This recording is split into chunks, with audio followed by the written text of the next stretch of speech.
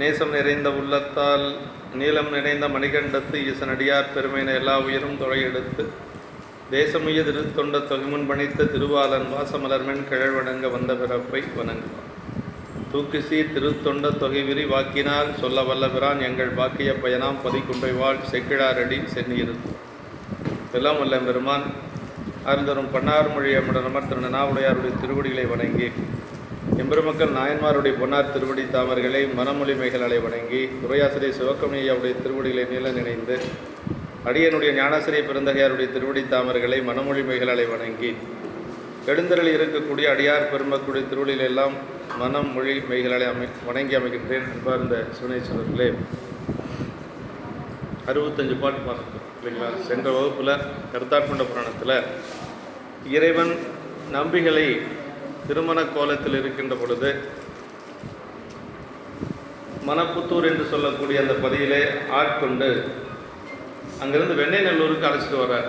அப்படி வெண்ணெய்நல்லூருக்கு அழைத்து கொண்டு வருகின்ற பொழுது வழக்கில் வென்று விடுகிறார் பெருமாள். அப்படி வழக்கில் வென்றதனால எல்லோரும் சேர்ந்து நம்பிகளை நீ வந்த பெரியவருக்கு அடிமைதான் என்று சொல்லி எல்லாரும் சொல்கிறாங்க. அப்படி அடிமை என்று சொன்னதுக்கு பிறகு அவரும் எல்லோரும் கேட்குறாங்க, சரி நீங்கள் அடிமை, நீங்கள் அழைச்சிட்டு போகிறீங்க, உங்கள் வீடு எங்கே இருக்குது, உங்களுடைய பூர்வீகமெல்லாம் எங்கே இருக்குது, நீங்கள் எங்களுடைய பாரம்பரியத்தை காட்டணும், மரபு வழி எங்கே இருக்கிறாங்கன்னு காட்டணும்னு சொல்லுகின்ற பொழுது இங்கே இருக்கக்கூடிய வெண்ணெய்நல்லூர் தான் நம்மளுடைய ஊர் என்று சொல்லி அழைத்து கொண்டு வருகிறார். அப்படி அழைத்து கொண்டு வருகின்ற பொழுது எல்லாரும் வர்றாங்க சாமி கூட. அங்கிருந்து திருமணப்புத்தூர் என்று சொல்லக்கூடிய பதியிலிருந்து வெண்ணெய்நல்லூருக்கு அந்த மன்றத்திலே வழக்கு முடிந்ததுக்கு பிறகு அவர் வீட்டை காட்டுறதுனால எல்லோரும் வராங்க. நேராக அழைத்து கொண்டு வந்தவர் பெருமான் என்ன பண்ணுறாருன்னா கோயிலுக்குள்ளே போய் புந்துக்கிறார். அவங்க எல்லாத்துக்கும் ஒரு அதிசய ஆச்சரியம், என்னடா வீட்டை கொண்டு வந்து காட்டுன்னு சொல்லி கூட்டிகிட்டு வந்தார் இந்த பெரியவர், நம்ம கோயிலுக்குள்ளே போகிறாரு, நம்ம திருவருட்துறை, அதுக்கு பேர் அருட்துறை, திருவருட்துறை, அது அருட்துறை. அதே மாதிரி அடுத்து இவர் அடுத்த கோயில் போகிறார், அது தவத்துறை என்று சொல்லி இந்த துறையூர் என்று சொல்லுவது, இங்கே போகிறார் என்று சொல்லி எல்லாரும் ஆச்சரியமாக பார்க்கிறார்கள். அப்படி பார்த்ததுக்கு பிறகு எல்லாரும் கோயிலுக்கு வரைக்கும் போகிறாங்க, அதோட நின்றுறாங்க. இப்போ உள்ளே போகிறது சாமியோட யார் போகிறாங்கன்னா சுந்தரர் மட்டும்தான் போகிறாங்க, வேறு யாரும் போக முடியறதில்லை. எல்லாரும் அதோட சரி கோயில் முன்னாடி நல்லா நின்றுக்கிறாங்க. ஆனால் சாமியும் சுந்தரரும் மட்டும் உள்ளே வராங்க. இப்போ சாமி என்னென்னா பெருமானுக்கு சுந்தரமூர்த்தி சாமிகளுக்கு இறைவன் விடையில் காட்சி கொடுக்க போகிறார்.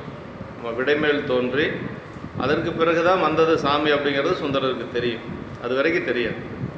அதான் இந்த பாட்டு, விடை காட்சி கொடுத்தது தான் இந்த பாட்டு, 66வது பாட்டு. எம்பிரான் கோயில் நன்ன இளங்கு நூல் மார்பன் எங்கள் நம்பதம் கோயில் புக்கது எங்கோலோ என்று நம்பி தம் பெரு விருப்பினோடு தனி தொடர்ந்து அழைப்பமாதோடு உம்பரின் விடைமேல் தோன்றி அவர் தமக்கு உணர்த்தலுற்றார். அது எல்லா நாயன்மார்கள் ஒரு சிறப்பு என்னன்னு கேட்டால், எல்லா நாயன்மார்களுக்கும் திருவடி அடைகின்ற பொழுது தான் சாமி விடை காட்சி கொடுப்பார். ஆனால் சுந்தரமூர்த்தி சாமிகளுக்கு ஆட்கொள்ளுகின்ற பொழுதே விடை காட்சி, அதுதான் பெரிய சிறப்பு. எல்லாத்துக்கும் அப்படி தானே. இப்போ எல்லா நாயன்மார்கள், இயல்பகை நாயனார், இளையான்குடிமாற நாயனார், மெய்ப்பொருள் நாயனார், எல்லாத்துக்குமே அவங்க திருவடி அடைகின்ற பொழுது மட்டும்தான் இறைவன் விடை காட்சி கொடுப்பார். ஆட்கொள்ளுகின்ற பொழுது யாருக்கும் விடை காட்சி கொடுக்கறது இல்லை. ஆனால் இவருக்கு மட்டும்தான், சுந்தரருக்கு மட்டும்தான் ஆட்கொள்ளுகின்ற பொழுதே விடை காட்சி. திருவடி அடைகின்ற பொழுது அப்படியே போய் அவரோட கலந்துடுறார் வெள்ளானை சருக்கத்தில். அப்படியே போய் அவர் திருவடியில் எப்படி விழுகிறார் அப்படிங்கிறத இங்கே விடை காட்சி கொடுக்குறார். அங்கே எப்படி சேர்ந்தார் அப்படிங்கிறத சேக்கிழ பெருமான் வெள்ளானை சருக்கத்தில் சொல்கிறார். சென்று கண்ணுதல் திருமுன்பு தாழ்ந்து விழுந்து எழுந்து, சென்று கண்ணுதல் திருமுன்பு தாழ்ந்து விழுந்து எழுந்து சேனிடை விட்டகன்று கோவினை கண்டு அணைந்ததென காதலின் நோக்கி நின்ற தனிப்பெரும் தொண்டரை நேரிலை வளப்பாகத்தன் ஊரனே வந்தனை என்றார் உலகுய என்று சொல்லி சேக்கிழ பெருமான் அந்த இடத்த சொல்வார். அப்படி ஒரு தாய் பசு பிரிஞ்சு ரொம்ப நாள் ஆன ஒரு கன்றுக்குட்டி மீண்டும் தாய் பசு போய் சேர்ந்தால் எப்படி சேருமோ அது மாதிரி போய் சேர்ந்தாராம். சாமிக்கு ரொம்ப நாள் அதனுடைய தோழரை பிரிந்த ஒரு ஏக்கம், 18 வருஷம் 18 வருஷம் மண்ணுலகத்தில் வந்து அவர் இருக்கிறார். அதனால் உடனே வந்தானை அப்படின்னார். சீக்கிரமாக வா அப்படின்னு சொல்லி பெருமானுக்கு ஒரு ஆசை, இவருக்கு சாமியை பார்க்கணுங்கிற ஒரு ஆசை. அப்படி போய் சேர்ந்தாருன்னு சொல்லி கடைசியாக வெள்ளானை சருக்கத்தில் நிறைவு செய்து காட்டுவார். அது மாதிரி இப்போ வந்து எடுத்த உடனே அவருக்கு வந்து விடை காட்சி கொடுக்குறார். அதுதான் பெரிய சிறப்பு.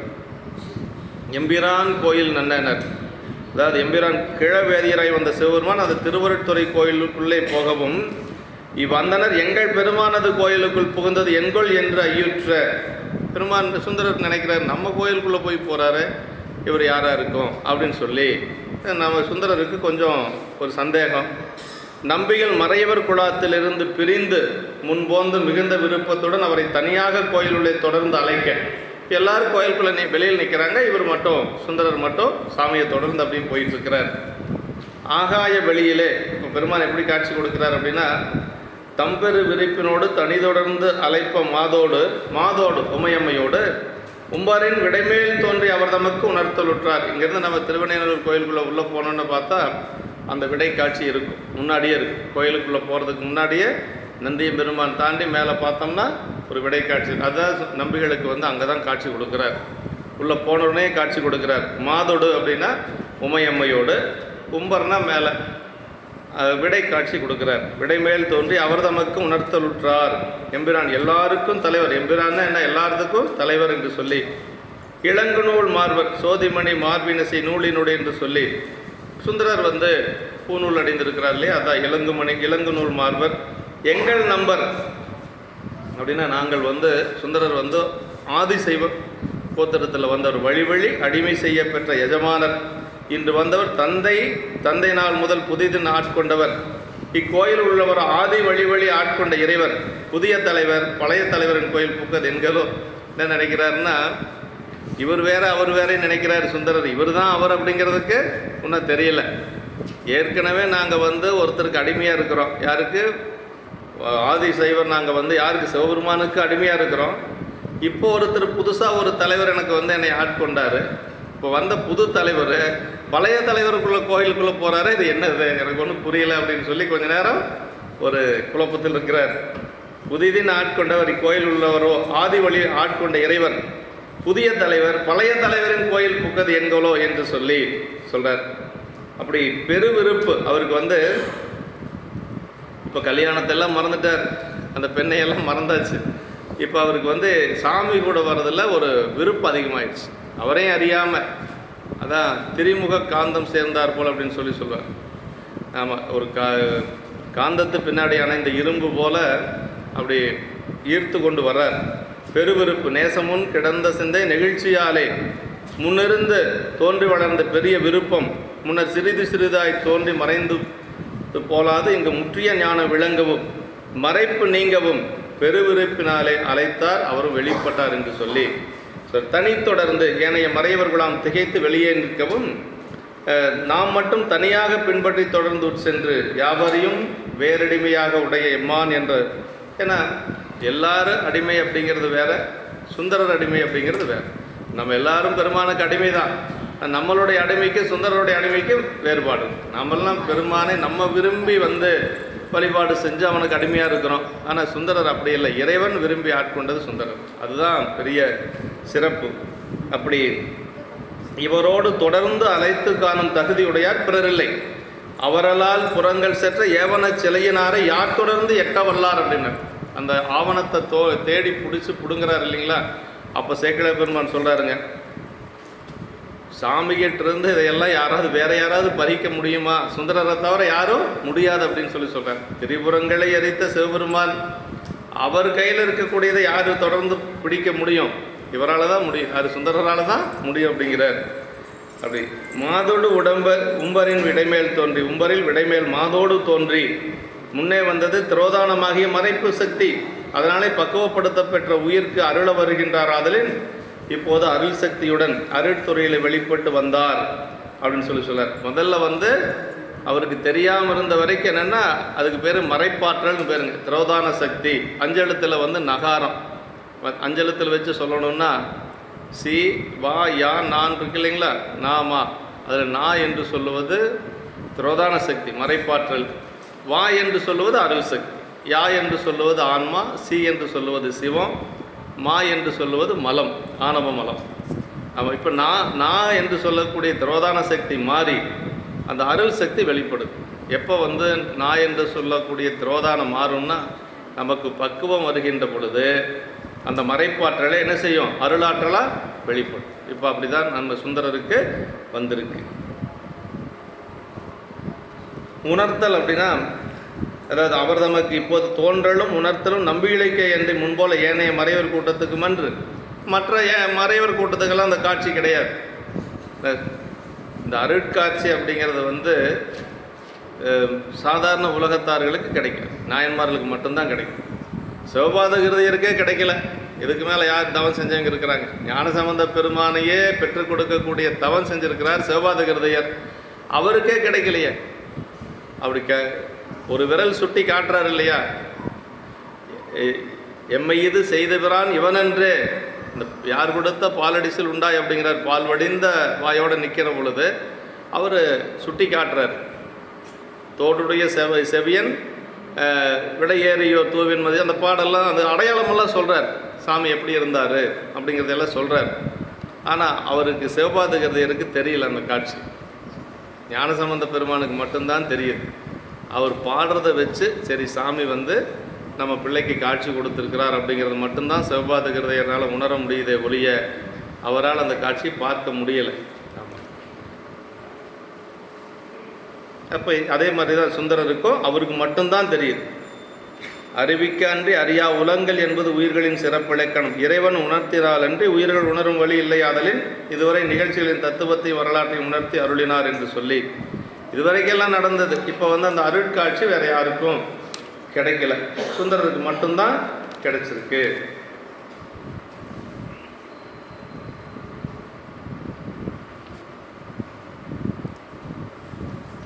அப்புறம் மீண்டும் சாமி அசரீரியாக சொல்கிறார், காட்சி கொடுத்துட்டு சொல்கிறார். சாமி சுந்தரர் காதில் விழுவுற மாதிரி சொல்கிறார், நீ முதல்ல எனக்கு தொண்டனாக இருந்த, பிறகு இந்த மண்ணின் மீது நாம் உன்னை இப்பொழுது ஆட்கொண்டிருக்கிறோம் என்று சொல்லி இறைவனே சொல்கிறார். முன்பு நீ நமக்கு தொண்டன் முன்னிய வேட்கை கூற, பின்பு நம் ஏவலாலே பிறந்தனை மண்ணின் மீது, துன்புறு வாழ்க்கை நின்னை தொடர்வர தொடர்ந்து நன்புல மறையோர் முன்னர் நாம் தடுத்து ஆண்டோம் என்றார். திருமானே இப்போ சொல்கிறார், முன்பு நீ நமக்கு தொண்டன். முன்புனா கைலாயத்தில் திருமலை சிறப்பு நாம் பார்த்தோம் இல்லையா, கைலாய சிறப்பில் பெருமானுக்கு மலர் பறித்து கொண்டிருந்தவர், மலரும் நீரும் அணைந்து கொண்டிருந்தவர் சுந்தரர். தினசரி மலர் படித்து மாலை கட்டி போடுவது, அப்புறம் திருநீற்று போக்கணத்தை எப்பொழுதும் கையில் வச்சிருக்கிறது, இதுதான் சுந்தரருடைய வேலை. அப்படி முன்னிலையிலே கையிலையிலே நீ நமக்கு தொண்டு செய்தவன். அப்புறம் என்ன சொல்றார், பின்பு நம் ஏவலாலே பிறந்தனை மண்ணின் மீது, மாதர் மேல் மனம் வைத்ததினாலே நமது கட்டளையின்படி பிறவியை அடைந்தாய் என்று சொல்லி சொல்றார். துன்பம் தரும் உலக வாழ்க்கை உன்னை தொடராதபடி அங்கே அருளிய சாது மொழியினாலே உன்னை தொடர்ந்து அந்தணர்கள் முன்னிலையில் நாமை தடுத்தாட்கொண்டோம் என்று சொல்றார். இது கொஞ்சம் கையிலையில் இருக்கிற பொழுது பெருமாள் சுந்தரருக்கு 3 பேருங்க. கைலாயத்தில் இருக்கிற பொழுது ஆளாள சுந்தரர், அப்புறம் இந்த மண்ணுலகத்தில் பிறக்கின்ற பொழுது நம்பி யாரூரர், அப்பா அம்மா வச்ச பேர் நம்பி யாரூரர், இறைவன் வைத்த பேர் வன்தொண்டர். இப்போ 3 பேர் அவருக்கு. வன்தொண்டர் அப்படிங்கிறது சாமி வச்சது, இனிமேல் தான் வருவது. முன்பு நீ அதாவது மற்ற நீ வன்மைகள் பேசிட வன்தொண்டன் என்னும் நாமும் பெற்றனை. வன்தொண்டன் என்னன்னா சாமி எதிர்த்து பேசினார் இல்லையா, அதனால் சாமியே என்ன சொன்னார், அவரை வன்தொண்டன் அப்படின்ட்டார். அப்பா அம்மா வச்ச பேர் நம்பி ஆரூர், திருவாரூர் பெருமான் பேர் தான். ஆரூரன் அப்படிங்கிறது திருவாரூர் பெருமான் பேர் தான். அதே மாதிரி சாமி கைலாயத்தில் இருக்கிற பொழுது இந்த ஆலகால விஷத்தை திரட்டி கொண்டு வந்ததுனால அவருக்கு பேர் ஆளாள சுந்தரர். இப்போ பின்புணம் ஏவலாலே பிறந்தனை மண்ணின் மீது அப்படிங்கிறதுக்கு நமக்கு அங்கே கைலாயத்தில் நடந்ததை தான் நம்ம பார்க்கணும். அந்த நந்தவனத்தில் மலர் பறிக்கின்ற பொழுது 2 பெண்கள், கமலினி அணிந்தது என்று சொல்லக்கூடிய 2 பெண்கள் மலர் பறித்து கொண்டிருக்கிறாங்க. அப்படி திரும்பி பார்க்கிறார், அவ்வளோதான், வேற ஒன்றும் அங்கே நடக்கலை. அதான் சேக்கிழ பெருமான் அங்கே சொல்கிறார். ஏன் பார்த்தார் அப்படின்னா, மாதவம் செய்த தென் திசை வாழ்ந்திட, தீதில்லா திருத்தொண்ட தொகை தர, போதுவார் அவர் மேல்மனம் போக்கிட, காதல் மாதரும் காட்சியில் கண்ணினார் அப்படின்னு. அந்த 2 பெண்களை பார்த்தது கூட அவருடைய ஒரு முயற்சியால் பார்க்கலை, பெருமான் பார்க்க வைக்கிறாரு. ஏன் பார்க்க வைக்கிறாருன்னா, தன்னிடத்தில் இருக்கக்கூடிய ஒருத்தரை மண்ணுலகத்துக்கு அனுப்புறது அப்படிங்கிறது ஒரு காரணம் வேணும். அதனால் வந்து பெருமான் வந்து அப்படி செய்கிறார். ஞானசம்பந்த பெருமானே தன்னுடைய தேவாரத்தில் சொல்கிறார், மறக்குமாறு இல்லாத என்னை மையல் செய்து இம்மண்ணின் மீது பிறக்குமாறு காட்டினாயின்னு திருத்துருத்தி தேவாரத்தில் சொல்கிறாருங்க. ஆமாம், அதாவது ஏன் வந்து இந்த மண்ணுலகத்துக்கு வராங்கன்னா ஏதோ ஒரு காரணம் பற்றி பெருமான் இங்கே அனுப்புகிறார். அப்போ சுந்தரரை எதுக்கு அனுப்புனாங்க அப்படின்னா, மாதவம் செய்த தென் திசை வாழ்ந்திட தீதில்லா திருத்தொண்ட தொகை தர. அதுக்கு ஒரு காரணம் வேணும். அங்கே இருக்கிறவர் கீழே அனுப்புறதுன்னு ஒரு காரணம் வேணும். அதனால் அந்த பெண்களை பார்த்தது ஒரு காரணமாக வைத்து அனுப்புகிறார். அப்படி மாலையெல்லாம் போட்டுட்டு சாமிகிட்ட மலர் பறிச்சுட்டு பெருமான்ட்டு போகிற பொழுது அப்போ சாமி சொல்கிறார், மாதர்வால் மனம் போக்கினை மெல்லியலாருடன் காதல் இன்பம் கலந்து அணைவாய் அப்படின்னு சொல்கிறார். அப்போ தான் அவர் வந்து கொஞ்சம் வருத்தப்படுறார். என்னென்னா, செய்ய சேவடி நீங்கும் சிறுமையேன் மையல் மானுடுமாய் மயங்கும் ஒலி ஐயனே என்னை தடுத்த. இதான் அவர் அங்கே மேலே சொன்ன விண்ணப்பம். செய்ய சேவடி நீங்கும் சிறுமையேன் அப்படின்னார். இந்த திருவடி கிடைக்கிறதே பெருசு. இந்த கிடைச்ச திருவடி விட்டுட்டு நான் கீழே போகிறேனே பெருமானே, ரொம்ப வருத்தத்தோடு சொல்லிட்டு வர்றாரு. அப்போ என்ன சொல்லிட்டு வர்றாருன்னா, இந்த 2 பெண்கள் யாருன்னு எனக்கு தெரியாது, அடுத்த பிறப்பில் யார் என்னங்கிறதெல்லாம் தெரியாது, மறந்து போயிடும் தெரியாது. அதனால் வேறொரு பெண்ணிடத்தில் என்னுடைய மனம் செல்லுகின்ற பொழுது நீங்கள் தான் என்னை தடுத்தாட்கொள்ளணும். அதுதான் இப்போ நடக்குது, வேற ஒன்று இல்லை. மையல் மானுடமாய் மயங்கும் வலி. ஏன்னா மண்ணுலகம் எப்படிப்பட்டதுன்னா நமக்கு மயக்கத்தை தரக்கூடியது. ஏன்னா அசுத்த மாயனுடைய காரிய பொருள் தான் இந்த மண்ணுலகம். அசுத்த மாயனுடைய ஒரு காரிய பொருள் தான். அப்போ அசுத்த மாயை என்ன செய்யணும், மயக்கமும் செய்யும் அப்படின்னு சொல்லி சைவ சித்தாந்தம் சொல்லும். அதனால் வந்து வேறொரு பெண்ணிடத்தில் மனம் செல்லுகின்ற பொழுது நீங்கள் தடுத்தாட்கொள்ளணும் அப்படின்னு சொன்னதுனால தான் இப்போ சாமி வந்து செய்கிறார். அதான் இப்போ வந்து நடந்திருக்கு. அதான் பின்புணம் ஏவலாலே பிறந்தனை மண்ணின் மீது அப்படிங்கிறது, இந்த மண்ணுலகத்தில் பிறந்து இந்த பெண்களோட இருந்த பிறகு வா அப்படின்னு சொல்லி பெருமான் சொல்கிறார். துன்புறு வாழ்க்கை நினை தொடர்வர தொடர்ந்து வந்து நண்புல மறையோர் முன்னே தடுத்தாட்கொண்டோம் என்று சொல்கிறார். அப்படி துன்பம் தரும் இந்த உலக வாழ்க்கை உன்னை தொடராதபடி அங்கு அருளிய சாறு மொழியினாலே உன்னை தொடர்ந்து வந்து அந்தணர்கள் முன்னிலையில் நாமே தடுத்தாட்கொண்டோம் என்ற உண்மை உணர்த்தி அருளினார். இல்லைன்னா சாமி சொல்லலைன்னா அவருக்கு தெரியாது. தொண்டன் அப்படின்னா, முன்பு நீ நமக்கு தொண்டன் அப்படின்னா தொண்டு செய்தவன் அப்படின்னு பொருளுங்க. என்ன தொண்டு? மலர் மாலையும் அள்ளும் நீரும் எடுத்து அணைதலாகிய தொண்டு என்று சொல்லி, அதாவது அப்பர் சாமிகள் காலம் முற்பட்ட காலம்தான். அப்பர் சாமிகளுக்கு இவருக்கு பார்த்தா ஒரு 100 ஆண்டுகள் அப்பர் சாமி முன்னாடி இல்லைங்களா. அவர் 7ஆம் நூற்றாண்டு, இவர் 8ஆம் நூற்றாண்டு. அப்பர் சாமிகளே பாடியிருக்கிறார். ஆளாள சுந்தரரை பாடியிருக்கிறார். இந்த சுந்தரரை பாடலை, எனது காலம் பிற்பட்ட காலங்கனால் ஆளாள சுந்தரரை பாடியிருக்கிறார். என்ன பாடியிருக்கிறார்னா, சுந்தரனை துணை கவரி வீச கொண்டார் என்று சொல்கிறார். சுந்தரனை துணை கவரி வீச கொண்டார். ஒவ்வொரு நீரும் மட்டும் அணைந்து கொண்டு இருக்கல, பெருமானுக்கு கவரி வீசி கொண்டும் இருந்திருக்கு. அப்படி கவரி வீசி கொண்டு கைலாயத்தில் சுந்தரர் இருந்திருக்கிறார். அப்படி அப்பர் சாமிகளின் திருவாக்கினையின் துணை கொண்டு பெருமானுக்கு கவரி வீசுதலாகிய தொண்டும் செய்திருந்தார். பெரிய புராணத்தில் சொல்லப்படலினாலும் அப்பர் சாமிகள் தன்னுடைய தேவாரத்தில் சொல்லியிருக்கிறார். சுந்தரனை துணை கவரி வீச கொண்டார் என்று சொல்லி அப்பர் சாமி சொல்கிறார். முன்னிய வேட்கை கூற அப்படின்னா முன்னுதல், நினைத்தல், மனம் வைத்தனை என்று சொல்லி மாதர்பால் செல்லும் அந்த ஆசை என்று சொல்லி சொல்கிறார். கூறுதல், பொருந்துதல் என்று சொல்லி மாதரை நினைத்த செயல் பொருந்தியதனாலே கையிலையில் நினைப்பு மட்டும் நிகழ்ந்தது. அகுதே கருமத்துக்கு முளையாயிற்று. அதாவது மனசில் நினைச்சாலும் அது வந்து வினை தான்.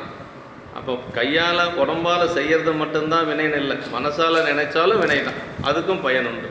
இப்போ இங்கே சுந்தரருக்கு நடந்தது என்னென்னா, மனதால் நினைத்தது மட்டும்தான் அங்கே நடந்தது, மனதால் மட்டும்தான் அதே ஒரு வினையாக முடிந்தது. அப்போ மனம், மொழி, மெய் 3மே வினைக்கு காரணம் தான். நம்ம பேசுகிறது பார்த்து பேசணும் இல்லைங்களா. அதே மாதிரி மனசில் நினைக்கிறதும் பார்த்து நல்லதை மட்டும் நினைக்கணும் அப்படிங்கிறது தான். 3மே வினைக்கு காரணமாக இருக்கும். மண்ணின் மீது அப்படின்னா நில உலகிலே தென் திசையிலே என்று சொல்கிறார்.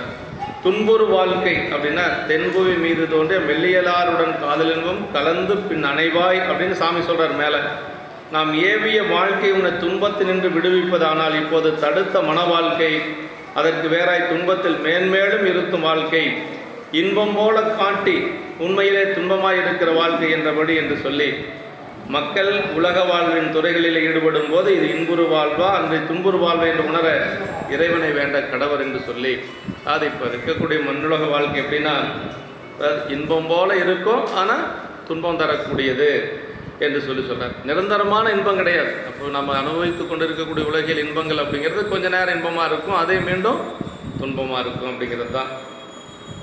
அப்போ நிரந்தரமான இன்பங்கிறது பெருமானுடைய திருவருள் இன்பம் தான். அது ஐம்புலனால் அடங்கா இன்பம் அப்படின்னு சொல்லி சேக்கிழ பெருமான் சொல்கிறார். அது புலன்களால் அடங்காத ஒரு இன்பம் என்று சொல்கிறார்.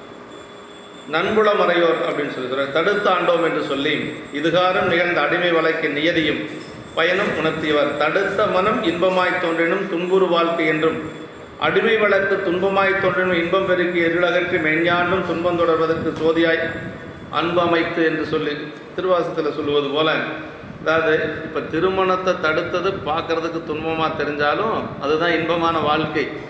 ஆனால் அந்த இன்பமான வாழ்க்கையை நம்ம நினைக்கிறது எப்படி இருக்க, அந்த அடிமை வழக்கு துன்பமாக தோன்றினாலும் அதுதான் இன்பத்தை கொடுக்கக்கூடிய, நிரந்தரமான சுந்தரருக்கு இன்பத்தை கொடுத்தது இந்த தடுத்தது தான் அப்படின்னு சொல்கிறார்.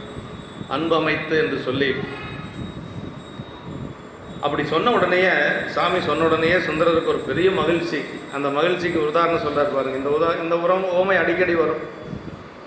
ஒரு தாய் பசுவனுடைய ஓசையை கேட்ட கன்று போல அப்படி கதறி அப்படியே துள்ளி குதிக்கிறார் சுந்தரர். இப்போ சாமி தான் நம்மளை வந்து தடுத்தாற் கொண்டிருக்கிறார் இப்போ தெரிஞ்ச உடனேயே அந்த ஒரு மகிழ்ச்சி. இந்த நிறைய இடத்துல இந்த மாதிரி வருங்க. ஆனால் எல்லா இடத்துலையுமே ஒரு பெரிய புராணத்தில் என்னென்னா, எல்லா இடத்துலையுமே அடியார்களை சொல்லுகின்ற பொழுது கன்றுக்குட்டியாக தான் சொல்லுவாங்க. சாமி தான் தாய்ப்பசு. ஏன்னா தாய்ப்பசனுடைய அன்பு தானே பெரிய அன்பு. ஒரே இடத்துல மட்டும்தான் கண்ணப்ப நாயனார் புராணத்தில் மட்டும் கண்ணப்ப நாயனார் தாய்ப்பசு, சிவபெருமான் குடுமிதேவர் கன்றுக்குட்டி. அங்கே மட்டும் மாற்றி சொல்கிறார். வேறு எந்த இடத்துலையும் கிடையாது பெரிய புராணத்தில். பெரியவங்கிட்ட ஆராய்ச்சிட்டு வேணால் நீங்கள் தெரிஞ்சால் கேளு. அங்கே மட்டும் என்ன சொல்கிறாருன்னா, அந்த கண்ணப்ப நாயனாருடைய அன்பை சொல்லுகின்ற பொழுது ஈன்றான் கணைப்பு கேட்ட கன்று போல் அது இங்கே அங்கே கன்றுகள் புனிற்றா போல்வார் காதலின் நோக்கி நிற்பார் அப்படின்பார். கன்று அகல் புனிற்றா போல்வார். ஒரு கன்றுக்குட்டி போட்டிருக்குது, ஒரு பசு, அது தாய் பசு. ஒரு நிமிஷம் கூட கன்றுக்குட்டி பிரிஞ்சிருக்கார். இப்போ கண்ணப்ப நாயனார் போய் முதல்ல பார்த்துட்டாரு. பார்த்த உடனேயே சரி இப்படி இருக்கார், தன்னந்தனியாக காட்டுக்குள்ளே இருக்கிறாரு, அவருக்கு பசிக்கும், என்ன செய்வார், நம்ம போய் அவருக்கு தெரிஞ்சது கறி அமுது தான், இறைச்சி தான், அதை கொண்டு வர்றதுக்காக போகலான்ட்டு போவார். போகிற நேரத்தில் ஏதாவது விலங்குகள் வந்து அவரை துன்புறுத்திடுச்சுன்னா என்ன செய்கிறது, அதனால் திரும்பி வருவார். இப்படி போகிறது திரும்பி வர்றது, போகிறது திரும்பி வர்றது. அப்போ எப்படி அப்படின்னா அதுக்கு தான் அந்த ஓமை சொல்கிறார். கன்றகள் புனிற்றா போல்வார் காதலின் நோக்கி நிற்பார் என்று சொல்லி அந்த இடத்துல சொல்கிறார். அங்கே வந்து யார் கன்று அப்படின்னா குடுமிதேவர், தாய்ப்பசு யாருன்னா கண்ணப்ப நாயனார். கன்று அகல் புனிற்றானா தாய்ப்பசுன்னு அர்த்தங்க. கன்றை ஈன்ற தாய்ப்பசு. இங்கே சுந்தரருக்கு இப்போ என்ன சொல்கிறார் அப்படின்னா, சுந்தரர் வந்து கன்றுக்குட்டி, அதே மாதிரி சிவபெருமான் தாய்ப்பசு.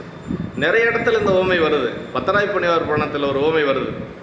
அது வந்து பத்தராய் பணிவார் அப்படிங்கிறவங்க பக்குவமான அடியார்கள். அவங்க தான் சீவன் முக்த அடியார்கள். நம்ம சைவ சித்தாந்தத்தில் அணைந்தோர் தன்மை படிக்கிறோம் இல்லைங்களா, 12ஆம் சூத்திரம், அதில் வரக்கூடிய அடியார்கள் எப்படி இருப்பாங்க அப்படிங்கிறத சொல்கிறார். அவங்க எப்படி இருப்பாங்களாம், ஒரு அடியார்கள் யாராவது புதுசாக வந்தாங்கன்னு வைங்களேன், அப்படி புதுசாக வந்தாங்கன்னா அந்த அடியார்கள் பின்னாடி ஒரு தாய் பசுவுக்கு பின்னாடி போகிற கன்றுக்குட்டி மாதிரி போவாங்களாம். அப்படி போய் அவங்களுக்கு தேவையான பணியெல்லாம் செஞ்சு அவங்கள வந்து அப்படி கொண்டாடி பின்னாடியே போயிட்டுருப்பாங்களாம். அது பத்தராய் பணியார் புராணத்தில் சொல்வார்.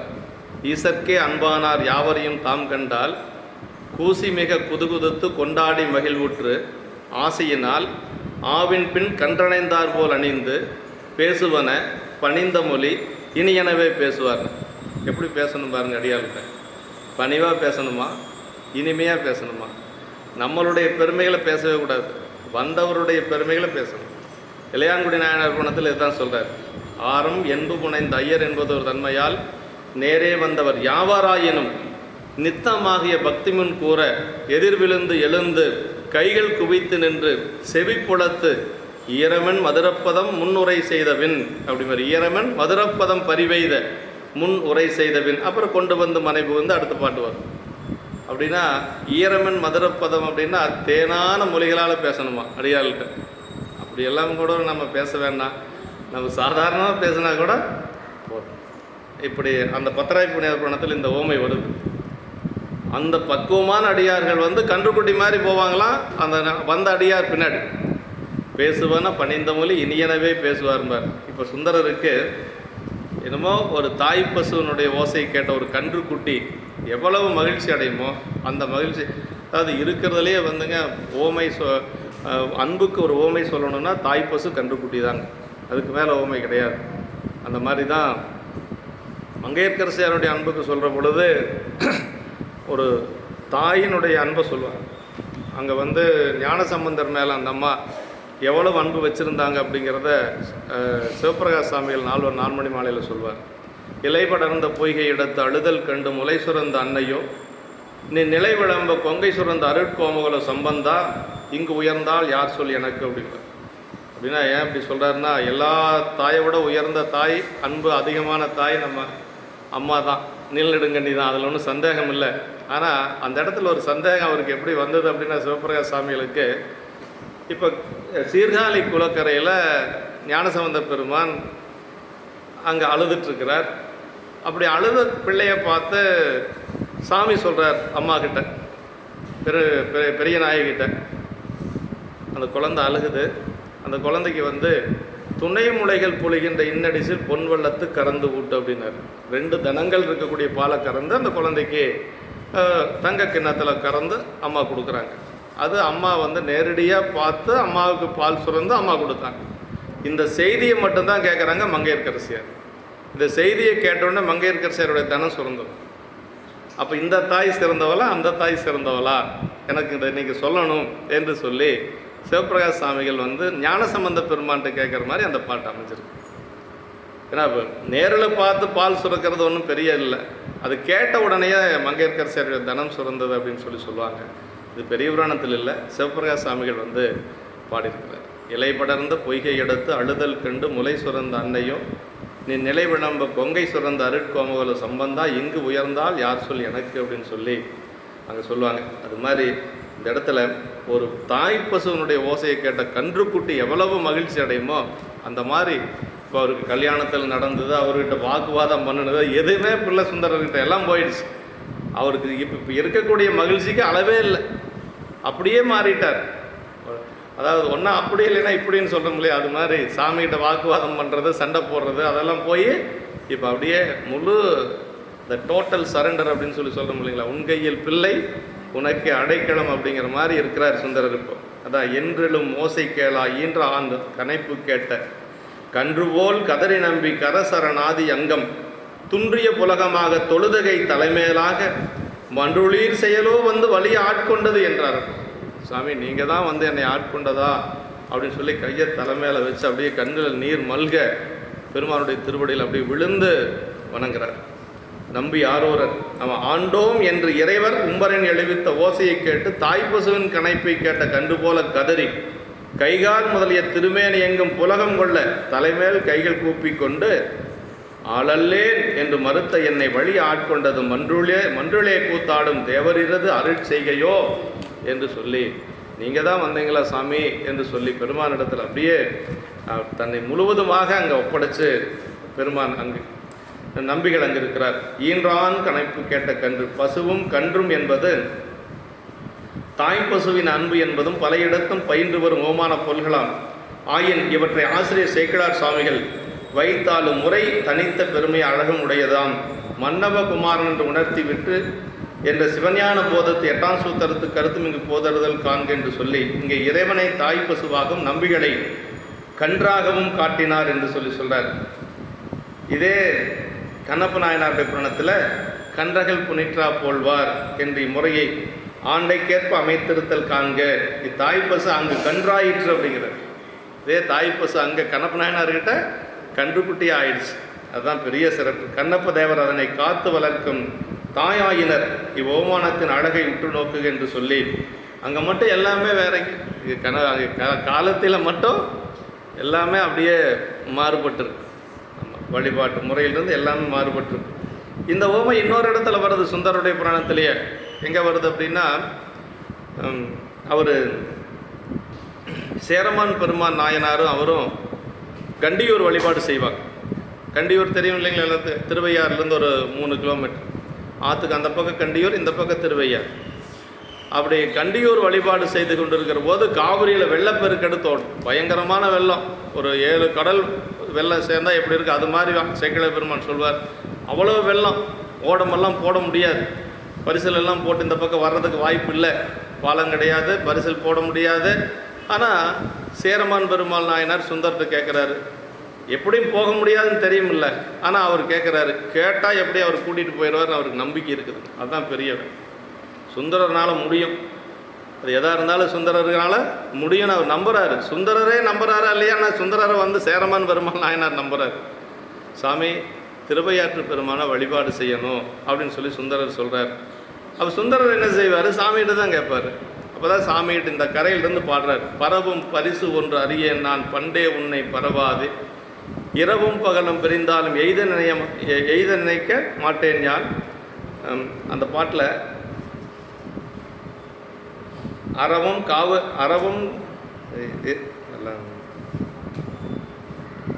இரவும் பகலும் பிரிந்தாலும் எய்த நினைய மாட்டேன் யான், அறவந்திரை காவிரி கோட்டத்து ஐயாருடைய அடிகளோ அப்படிம்பார். அந்த பதிகம் முழுக்க ஓங்காரத்திலே வருங்க.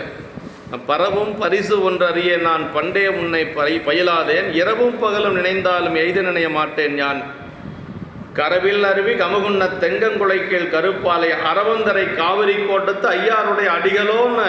அப்படி ஏன்னா சாமி தூரமாக இருக்கிறார். எங்கே இருக்கார்? ஐயாட்டில் இருக்கிறார். இவர் நின்று பாடுறது கண்டியூரில். அப்படி ஓங்காரத்தில் பாடுவார். ஐயாருடைய அடிகளோ, பதிகம் முழுக்க அப்படியே வரும் பாருங்க. 10 பாட்டு அதே மாதிரி வரும். ஐயாருடைய அடிகளோ ஐயாருடைய அடிகளோன்னு வரும். 10 பாட்டும் பாடி முடிக்கிறாருங்க. அப்படி பாடி முடிச்ச உடனே என்ன ஆகுது அப்படின்னா, சாமிக்கு போய் அது காதில் விழுகுது. சாமி என்ன பண்ணார்னா காவிரி அப்படியே நிறுத்தினார். ஓடுற காவிரியை, அது கடல் போல் ஓடிக்கொண்டிருக்க காவிரியை அப்படியே நிறுத்தினார். அப்படியே நிறுத்தி இப்போ காவிரி வந்து நின்றுச்சு, தடைப்பட்டாச்சு. சரி, காவிரி ஓடிட்டு இருந்த பகுதியில எல்லாம் வந்து கல்லாக தானே இருக்கு, கல் மண்ணெல்லாம் நிறையா இருக்குது இல்லைங்களா? இப்போ கல்லாக பருக்கை கற்கள் நிறையா இருக்குது. சுந்தரர் அதில் இறங்கி போக முடியுமா? கல்லில் ஏறி போக முடியாதுன்னு சொல்லி பெருமான் என்ன பண்ணான்னா அப்படி மணல் பரப்பி விட்டார். அப்படி மணல் பரப்பி விட்டு 2 பேரும் அந்த வழியில் அப்படி இறங்கி போய் திருவையாற்று பெருமானை வழிபாடு செய்து கொண்டு திரும்ப கண்டியூர் வர வரைக்கும் அந்த தண்ணி அப்படியே இருந்து தான். சரி, வந்த தண்ணியெல்லாம் என்னாச்சுன்னு ஒரு கேள்வி வரும் இல்லைங்களா? அதுவும் சேக்கிழார் பெருமானே சொல்லிட்டாரு. அப்படி இமயமலை மாதிரி மேலே ஏறி நின்று தான், டேம் கட்டாமையே தண்ணி மேலே ஏன்னா பெருமான் நினச்சா என்ன வேணாலும் நடக்கும் இல்லைங்களா? முன்னவனை முன்னின்றால் முடியாத பொருளுதாங்கிற மாதிரி அப்படி மேலே ஏறி ஏறி ஏறி ஏறி அப்படியே இமயமலை அளவுக்கு தண்ணி உயர்ந்திருந்துடும். 2 பேர் வந்ததுக்கு பிறகு காவிரி போச்சு. அங்கே சொல்கிறாரு சேக்கிழார் பெருமான், அருமையான இடம். அந்த இடத்துல சொல்லுவாருங்க, எல்லாம் பட்டு மன்றில் நிறைந்து நடமாட வல்லார் தொல்லை ஐயாற்றில் கன்று தடையுண்டு எதிரழைக்க கதறி கணைக்கும் குனிற்றா போல் ஒன்று உணர்வால் சராசரங்கள் எல்லாம் கேட்க ஓலம் என்று நின்று மொழிந்தார் பொன்னிமா நதியும் நீங்கி நெறிகாட்ட அப்படிம்பார் சேக்கிழார் பெருமான். இந்த இடத்துல இருந்து சுந்தரர் பாரு ஓலம் அப்படின்னாராம். அம்மா அப்படின்னு கன்றுக்குட்டி கத்துனா எதிர்த்த பக்கம் இருந்த தாய்ப்பசு கத்தும் பாருங்க. அது மாதிரி சாமி அங்கேருந்து ஒரு கன்றுக்குட்டையினுடைய ஓசையை கேட்ட தாய்ப்பசு கத்துற மாதிரி அங்கேருந்து சாமி ஓலமிட்டார். நின்று மொழிந்தார் அப்படின்னு சொல்லுவார் சேக்கிழார் பெருமான். அந்த இடத்துலையும் வந்து இந்த ஓமை வருது. சுந்தரர் வந்து கன்றுக்குட்டி, அதே மாதிரி ஐயாற்று பெருமான் தாய்ப்பசு அப்படிங்கிறது வருது. இது மாதிரி பல இடங்களில் வருதுங்க. கன்று தடையுண்டு எதிரழைக்க கதறி கணைக்கும் புனிற்றா போல் அப்படின்னார். கன்று தடையுண்டு, இப்போ காவிரி தண்ணி நிறைய போகிறதுனால கன்றுக்குட்டி போகிறதுக்கு வழி இல்லை. இங்கேருந்து இவர் சத்தம் போடுறாரு அம்மான்னு, அங்கேருந்து அதே மாதிரி தாய்ப்பசுவாக இருக்கக்கூடிய சிவபெருமான ஓலம் அப்படின்னா ஓலம் என்று நின்று மொழிந்தார் அப்படின்னு சொல்லி சேக்கிழார் பெருமான் அந்த இடத்த சொல்வார். இப்படியெல்லாம் அந்தந்த இடத்துக்கு தகுந்த மாதிரி கடைசியாக போய் சேர்ற பொழுதும் சேனடியை விட்ட கன்று கோவினை கண்டு அணைந்ததென அப்படின்னு சொல்கிறார். நீண்ட நாள் பிரிந்த தாய்ப்பசுவை சென்று கன்று அணைந்தது போல நம்பிகள் போய் சேர்ந்தார் அப்படின்னு சொல்லுவார். பல இடங்களில் இந்த ஓமை வருதுங்க. கணப்பநாயனர் புராணத்தில் மட்டும் மாறி வரும்.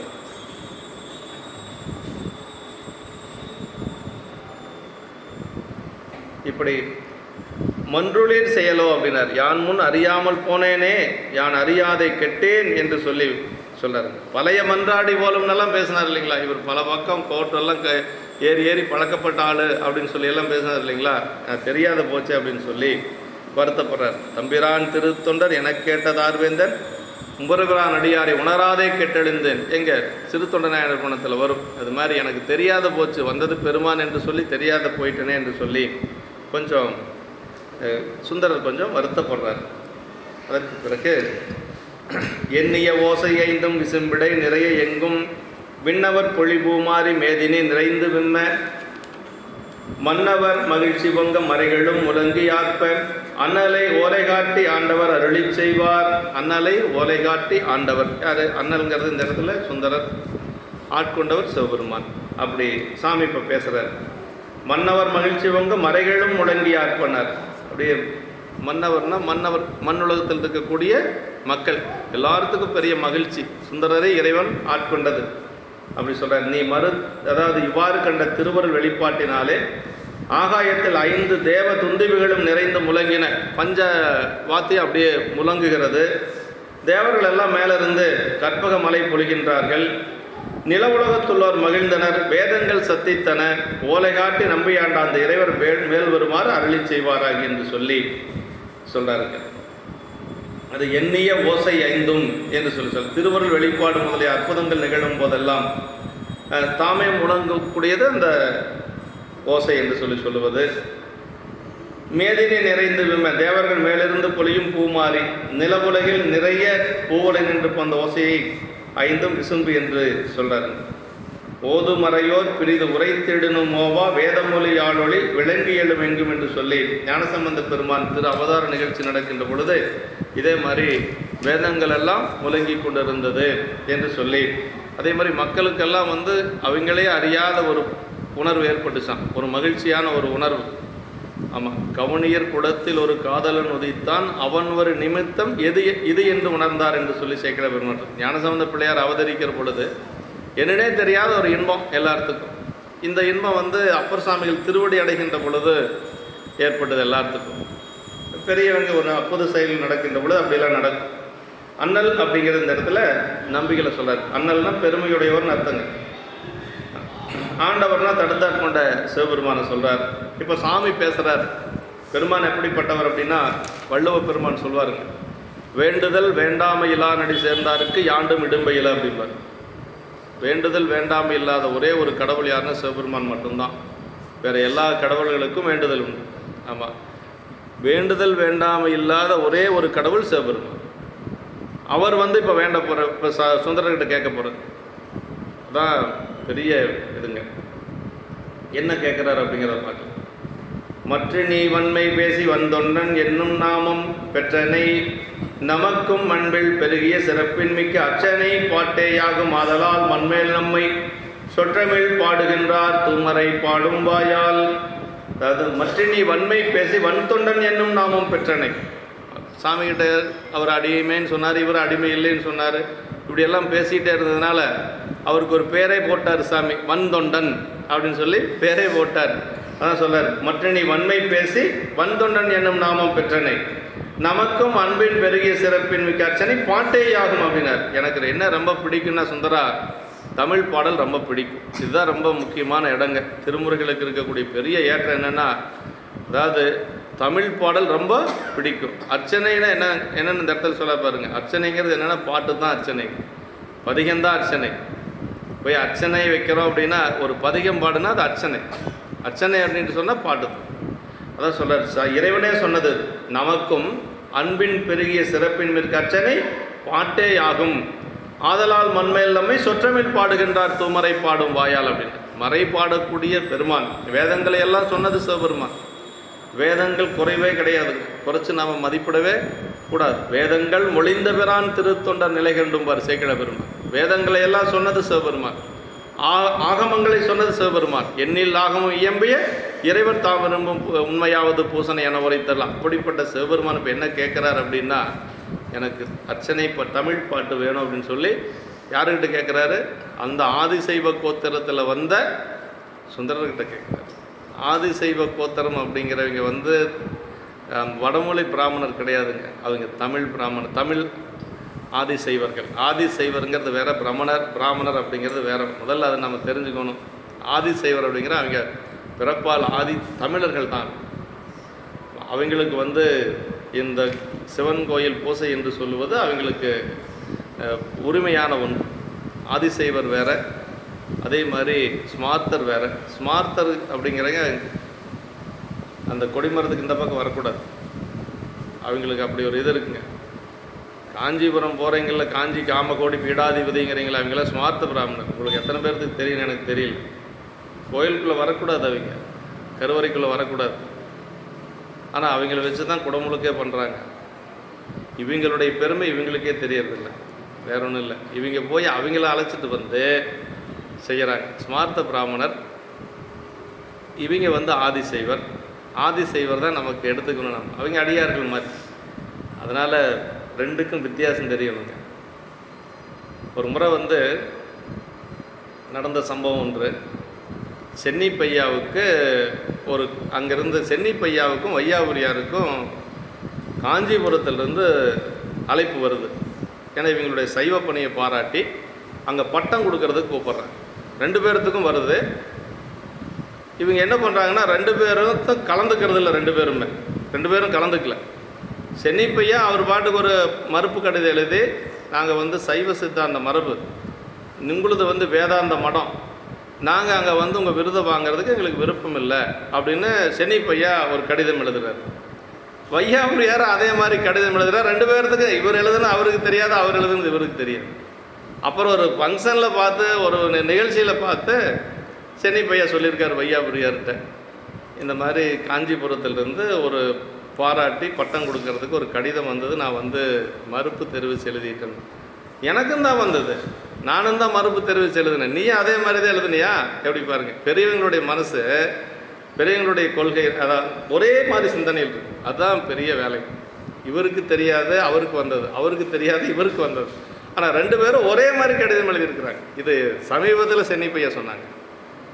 வையாபுரியார் எதுலேயுமே ரொம்ப கராராக இருப்பாருங்க. சென்னி பையாவும் அதே மாதிரி தான். ஆனால் 2 பேரும் மறுப்பு தெரிவித்து, நாங்கள் வர முடியாது, எங்களுக்கு அந்த பாராட்டு யாராவது வேணான்னு சொல்லுவாங்களா? சொல்லுங்கள். இன்றைக்கி மந்திரிகளோடு போய் நிற்கிறதுக்கே போட்டி போடுறாங்க. ஒன்றும் கடவுள் இல்லைன்னு சொல்கிறவங்ககிட்டயே நம்ம அடித்து பிடிச்சி போடுறோம் ஒரு விளம்பரத்துக்காக.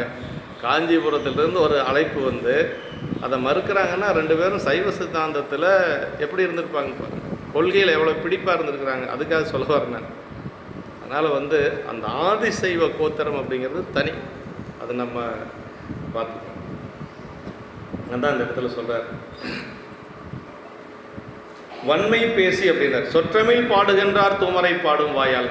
சாமி வந்து ஏதோ ஒன்று பாடு சுந்தரா அப்படின்னு இருந்தால் அவர் வடமொழியும் தெரியும் அவருக்கு, ஏன்னா ஆதிசைவர் தானே, பாடியிருக்கலாம். ஆனால் சொற்றமிழ் பாடுகின்றார் அப்படின்னு, சொற்றமிழ் பாடுகின்றார் இங்கே சொற்றமிழ்னு சொல்கிறாரு. அங்கே அடியார்களை பற்றி பாட சொல்ல போகிறார். திரு ஆரூரில் பின்னாடி வருது இந்த சரீரத்தினுடைய கடைசியாக தான். இங்கே சொற்றமிழ் பாடுகின்றார் தூமரை பாடும் வாயால். அங்கே என்ன சொல்கிறார் அப்படின்னா, நீதியால் அவர்கள் தம்மை பணிந்து நீ நிறை சொல் மாலை கோதிலா வாய்மையாலே பாடன அண்ணல் கூறனர். இங்கே தன்னை பற்றி பாட சொல்கிறார், அங்கே அடியார்களை பற்றி பாட சொல்கிறார். தன்னை பற்றி பாட சொல்லுகின்ற பொழுது சொற்றமிழ் பாடு, சும்மா ஒரு பாடுப்பா நீ அப்படின்ட்டாருங்க, சும்மா தமிழால் பாடுன்ட்டார். அங்கே என்ன சொல்கிறார் பாருங்க, ஏன்னா அடியாரில் கூட எப்படி வேணாலும் நம்ம பாடலாம் பேசலாம். ஆனால் இந்த மன்னிக்கணும், சாமியை கூட நம்ம வந்து கொஞ்சம் லேசாக கூட எடுத்துக்கலாம். ஆனால் அடியார்களை வந்து உயர்வாக வச்சுருக்கணும். அதுதான் நம்ம ரொம்ப கவனிக்கணும். இதே சாமி தான் அங்கேயும் சொல்கிறார் இல்லையா? இப்போ சொன்ன சாமி தான் அங்கே திருவாரூர்லேயும் சொல்கிறார். இங்கே என்ன சொல்கிறாரு? சொற்றமிழ் பாடுகின்றார் தூமரை பாடும் வாயால். அவ்வளோதான். அங்கே என்ன சொன்னார் தெரியுங்களா? நீதியால் அவர்கள் தம்மை பணிந்து, யாரை? தேவாசிரி மண்டபத்தில் இருக்கக்கூடிய அடியார்களை, அது பணியறதுக்கு ஒரு நீதி இருக்குது. சும்மா போய் சரி வணக்கம் வணக்கம்ட்டு போகிறதில்ல. எப்படி பணியணுங்கிறத அவரே சொல்கிறார். தூரத்தே திருக்கூட்டம் பழமுறையால் தொழுது அன்பு சேரத்தாழ்ந்து எழுந்தருகு சென்றெய்து நின்றலியா வீரத்தார் எல்லாருக்கும் தனித்தனி பேர் அடியேன் என்று ஆர்வத்தால் திருத்தொண்ட தொகைப்பதிகம் அருள் செய்தார் அப்படின்னா தூரத்தே திருக்கூட்டம் பலமுறையால் தொழுது. அப்போ அங்கே திருக்கூட்டம்லாம் அங்கே உட்காந்துருக்காங்கன்னா கொஞ்சம் தூரமாக இருக்கிற பொழுது பலமுறை விழுந்து வணங்கணுமா. முதல்ல பஞ்சாக்கரமாக விழுந்து வணங்கணும், அப்புறம் சாஷ்டாங்கமாக விழுந்து வணங்கணும், அப்புறம் ஒட்டுமொத்தமாக எல்லாத்தையும் வணங்கணும், அப்புறம் ஒவ்வொருத்தராக போய் பேரை சொல்லி வணங்கணும். இப்படியெல்லாம் வணங்க சொன்னால் யாராச்சும் கோயிலுக்கு வருவாங்களா? யாரும் வரமாட்டாங்க. ஆனால் வணங்கியிருக்கிறாரு சுந்தரர், சாமி சொல்லியிருக்கிறார் அப்படி வணங்க சொல்லி. நீதியால் அவர்கள் தம்மை பணிந்து அவர் அதை அங்கே தான் சொல்கிறார் நிறை சொல் மாலைனார். இங்கே சொற்றமிழ்னு சொன்னார் இல்லையா, அங்கே என்ன சொன்னார்? நிறை சொல் மாலை. அப்புறம் என்ன சொல்கிறார்? போதிலா வாய்மையாளன். பாரு எத்தனை சொல்கிறார், குற்றமில்லாத உன்னுடைய தமிழால் பாடு அப்படின்னு. இறைவன் அடியெடுத்து கொடுத்தது மொத்தம் 3 இடங்க. 12 திருமுறைகளில் 3 இடத்துல அடியெடுத்து கொடுக்குறார். இந்த இடம் ஒன்று, திருவாரூரில் திருத்தொண்ட தொகை பாடுறதுக்கு ஒன்று, இன்னொன்று சேக்கிழார் பெருமானுக்கு உலகலாம் என்று சொல்லி அடியெடுத்து கொடுக்குறார். இதில் ஒன்று இறைவனை பற்றி பாடுவதற்கு இந்த இடம், தன்னை பற்றி பாடுவதற்கு அடியெடுத்து கொடுக்குற பித்தான்னு சொல்லி அடியெடுத்து கொடுக்க போகிறார். மற்ற 2 இடம் அடியார்களை பாடுவதற்கு. இறைவனே தன்னை பற்றி பாடுவதற்கு ஒரு இடத்துல தான் அடியெடுத்து கொடுத்துருக்கார். ஆனால் அடியார்களை பற்றி பாடுவதற்கு 2 இடத்துல. அப்போ அடியார் வழிபாடு எவ்வளோ உயர்ந்தது அப்படிங்கிறது நம்ம மனசில் நினச்சி பார்க்கணும். பெருமானை மட்டும் வழிபாடு செஞ்சால் போதாது, நாயன்மார்களை நம்ம வழிபாடு செய்யணும். நாயன்மார் வழிபாடு ரொம்ப ரொம்ப முக்கியம். இருக்கிறதுலே உயர்ந்த ஒரு வழிபாடு எதுன்னு சொன்னால் இதுக்கு மேலே வழிபாடு கிடையாது. சீலமார் பூசைங்கிறார் சேக்கிழார் பெருமான். எங்கே வருதுன்னா இளையான்குடி நாயனார் குணத்தில் வருது. சீலமார் பூசை அது சிவபெருமானுடைய பூசை. இது சீலமார் பூசைனார். சீலமார் பூசை செய்த திருத்தொண்டர் தம்மை நோக்கி ஏழவார் குழலால் தம்மோடு இடபவாகனாய் தோன்றி. அப்புறம் தான் அன்பனே அன்பர் பூசை அழைத்தனி சாமி அப்போ தான் வரம் கொடுக்குறார். இப்படியெல்லாம் பெரியவங்க நமக்கு சொல்லி வச்சிருக்கிறாங்க. இந்த இடத்துல வன்மை பேசி அப்படின்னார்.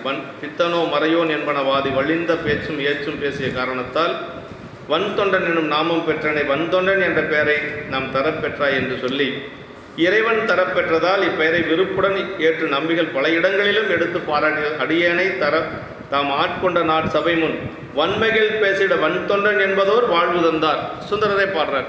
அது அவருக்கு ரொம்ப பிடிச்சது. வன்தொண்டன்கிறது இறைவன் சொன்னதுனால ரொம்ப பிடிச்சது. சுந்தரரை வன்தொண்டன் சொன்னார். அப்பர் சாமிகளை திருநாவுக்கரசுன்னு சொன்னார். திருநாவுக்கரசுங்கிற பேர் அப்பர் சாமிகளுக்கு இறைவன் கொடுத்தது. அப்பர் அப்படிங்கிறது ஞானசம்பந்த பெருமான் சொன்னது. அவருடைய பெயர் என்ன? மருள் நீக்கியார். மருள் நீக்கியார் என்று சொல்வது அம்மா அப்பா வச்ச பேர். அப்புறம் திருநாவுக்கரசு அப்படிங்கிறது சிவபெருமான் சாமி வச்ச பேர். அப்பர் அப்படிங்கிறது ஞானசம்பந்த பெருமான் வச்சது. அப்பர் அப்படிங்கிறது ரொம்ப நிலச்சிருந்தது இல்லைங்களா இன்னைக்கு வரைக்கும். அப்பர் அப்படின்னா தான் எல்லாத்துக்கும் தெரியும். அப்பர்னா மற்றவங்களாம் லோயர்னு அர்த்தம்னு வாரியார் சாமி சொல்லுவார். அவர் அப்பர், மற்றவங்கெல்லாம் லோயர் அப்படிம்பார். அது மாதிரி அவர் தான் அப்பர். அது சொல்றார் பாரு, வன்மைகள் பேசிட வன்தொண்டன் என்பதோர் வாழ்வு தந்தார் அப்படின்னா. அந்த வன்தொண்டன்கிற பேரை சாமி சொன்னது அவருக்கு ரொம்ப பிடிச்சிருக்கு. அது பதிகத்திலையும் வச்சு பாடுறாரு. ஸோ நாவுக்கரசு பெருமானுக்கு அந்த ஒரு பதிகம், முதல் பதிகமே அதுதான் இல்லைங்களா. கூற்றாயினவாறு விளக்குகளில் கொடுமை பல செய்த அந்த பதிகம் பாடி முடிக்கிறார். பாடி முடிச்சுடனே திருநாவுக்கரசுன்னு சாமி சொல்றார். 7 உலகத்திலையும் கேட்குற மாதிரி சொன்னாராம் சேக்கிழார் பெருமான் சொல்றார். ஒரே பதிகம் தான் பாடுறார். வாவுற்றலர் செந்தமிழின் பதிகத்தொடை பாடிய பான்மையினால் நாவுக்கரசு என்று உலக 7லும் நல்ல நாமம் நயப்புற மன்னுக. மன்னுதெல்லாம் நிலை பெற்றிருத்தனர். 7 உலகத்திலையும் கேட்குற மாதிரி, 7 உலகத்தில் நிலை பெற்று இருக்கிற மாதிரி சாமி சொல்லியிருக்கார். திருநாவுக்கரசருக்கு இறைவன் திருநாமம் சூட்டியதும் அவ்வாறே மாணிக்கவாசக சாமிகளுக்கு அருளியதும் தீட்சா நாமம் எனப்பெறும். ஆரூர் நம்பு என்பது பெற்றோரிட்ட பிள்ளை திருநாமம். நமக்கும் அன்பின் பெருகிய சிறப்பிற்கு அர்ச்சனை பாட்டை வேண்டுதலும் வேண்டாமையும் இல்லாத எமக்கு யாம் விரும்பி அவ்வவர்க்கும் உய்தி தரும் பொருட்டு ஏற்றுக்கொள்ளும் பணிவிடையாவது எம்மை பாடும் தோத்திரமே என்ன. சாமிக்கு ரொம்ப பிடிச்சது எதுன்னா திருமுறை தாங்க. அதுக்கு மேலே ஒன்றும் கிடையாது. திருமுறை ரொம்ப பிடிக்கும் அவருக்கு. அளப்பிழ கீதம் சொன்னாருக்கு அடிகள் தாம் அருளுமாறுன்றார் அப்பர் சாமி. அதுக்கு மேலே ஒன்றும் இல்லைங்க. ஒவ்வொரு தொண்டுக்கும் ஒவ்வொரு தொண்டுக்கும் பலன் சொல்கிறார். விளக்கினால் பெற்ற இன்பம் மெழுக்கினால் பதிற்றியாகும். துளைக்கினன் மலதொடுத்தால் தூயவின் நேரலாகும். விளக்கிட்டார் பேரு சொல்லின் மெய்ஞரி ஞானமாகும். அளப்பிழ கீதம் சொன்னாருக்கு அடிகள் தாம் அருளுமாறு என்றார். அதுக்கு மேலே ஒன்றும் கிடையாதுன்ட்டார். விளக்கினால் பெற்ற இன்பம்னா கோயிலை கூட்டுறது, பெருக்கிறது. இதை விட கொஞ்சம் அதிகமான பலன், 10 மடங்கு பலன் மெழுகுனா கிடைக்குமா? அந்த காலத்துல எல்லாம் இந்த மாதிரி எல்லாம் இதெல்லாம் கிரானைட் எல்லாம் இருக்காது இல்லைங்களா. காரை தான் போட்டிருப்பாங்க. இல்லைன்னா அது கூட குறைவாக தான் இருந்திருக்கும். சாணம் போட்டு மெழுகிறது அப்படிங்கிறது தான் அந்த காலத்தில் கோயில் எல்லாம். அப்படி மெழுகுனா இந்த கூட்டுறதை விட 10 மடங்கு பலன் அதிகமாக கிடைக்கும். அப்புறம் சொல்கிறார், துளைக்கினன் மலர் தொடுத்தால் தூயவின் நேரலாகுனார். நல்ல மலர் பறித்து பெருமானுக்கு அந்த தினசரி மாலை கட்டி கொடுத்தோன்னா சாமி இருக்கக்கூடிய விண்ணுலகமே போகலாம் அப்படின்னு சொல்கிறார். அப்புறம் என்ன சொல்கிறாருன்னா, விளக்கிட்டார் பேரு சொல்லின் மெய்ஞரி ஞானமாகும்னார். நல்ல போய் கோயிலில் இப்போ விளக்கு பாரு, சாமிக்கு வச்சால் ஒன்று தான், அடியாருக்கு வச்சால் ஒன்று தான். திருவிளக்கு ஏற்றது ரொம்ப ரொம்ப முக்கியம். சாமி கோயிலில் வந்து எண்ணெயோட திருவிளக்கு ஏற்றுவது ரொம்ப, அதை விட புண்ணியம் எதுவுமே கிடையாது. அதான் சொல்கிறார், விளக்கிட்டார் பேரு சொல்லின் மெய்ஞரி, நல்ல ஞானம் கிடைக்கும் அப்படிங்கிறார். விளக்கிட்டார் பேரு சொல்லின் மெய்ஞரி ஞானமாகும்னார். அப்புறம் மீண்டும் சொல்கிறார், அளப்பிழ கீதம் சொன்னாருக்கு அடிகள் தான் அருளுமாறு. அதுக்கு மேலே ஒன்றும் கிடையாது. அளப்பிழ கீதம்னா திருமுறைகள். நீங்கள் வந்து ஒரு திருமுறை பாடுனா போதும், அண்டமுழுவதையார் நல்ல மனம் குளிர்ந்து கேட்பேன். ஏதோ ஒரு தேவாரம் உங்களுக்கு தெரிஞ்சது, ஒரு தேவாரமோ திருவாசகமோ பெரிய புராணமோ ஏதாவது ஒன்று சொன்னோன்னு வச்சுங்களேன், ரொம்ப சாமிக்கு ரொம்ப பிடித்தது திருமுறை.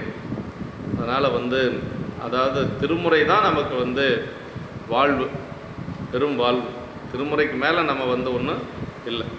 இவங்க ஆகமங்கள் சொல்லுவாங்க, நமக்கு வந்து நம்ம திருமுறை தான் நம்ம சொல்லணும்.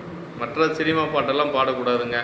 யாராவது ஒருத்தர் எழுதி வச்சிருக்கிற பாட்டெல்லாம் கொண்டு வந்து நம்ம இங்கே பாடக்கூடாது. 12 திருமுறைகள், 27 ஆசிரியர் பெருமக்கள் பாடிய 12 திருமுறைகள் சாத்திரத்தில் பாடலாம். இப்படி தான் நம்ம பாடணும் ஆலயத்தில். இது நமக்கும் அன்பின் பெருகிய சிறப்பின் அர்ச்சனை பாட்டே ஆகுங்க. வேண்டுதல் வேண்டாமல் இல்லாத சிவபெருமான். எதுவும் வந்து அவர் யாருக்கிட்டையும் வேண்டி கேட்கணுங்கிற அவசியம் இல்லை. இரவு 12 மணிக்கு சாமி கேட்குறாருங்க திருமுறை. ஞானசம்பந்த பெருமான்கிட்ட திருவாலங்காட்டில் கேட்குறாரு. இரவு 12 மணிக்கு. திருவாலங்காட்டுக்கு உள்ளே போகிறதில்ல யார்? ஞானசம்பந்த பெருமான்.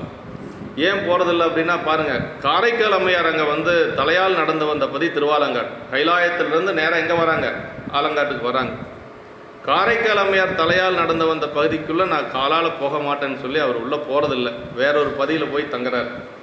இம்மையிலே புவியுள்ளோர் யாரும் காண ஏழுலகம் போற்று செய்ப்ப எம்மையாலும் அமைதிரு தலையாலை நடந்து போற்றும் அம்மையப்பர் திருவாலங்காடாம் என்று தம்மை உடையவர் மூதூர் மிதிக்கு அஞ்சி சண்பை வரும் சிகாமணியார் சாரச் சென்று செம்மை நெறி வலுவாத பதியன் மாடோர் செலும்பதியின் அன்றரவு பள்ளி சேர்ந்தார் அப்படின்னார். அந்த கோயிலுக்குள்ளே போகிறதில்ல. பக்கத்தால் ஒரு கோயில், எந்த கோயில் அவர் சொல்கிறதில்ல. சேக்கிழார் பெருமான் ஒரு கோயிலில் போய் தங்கியிருக்கிறார்.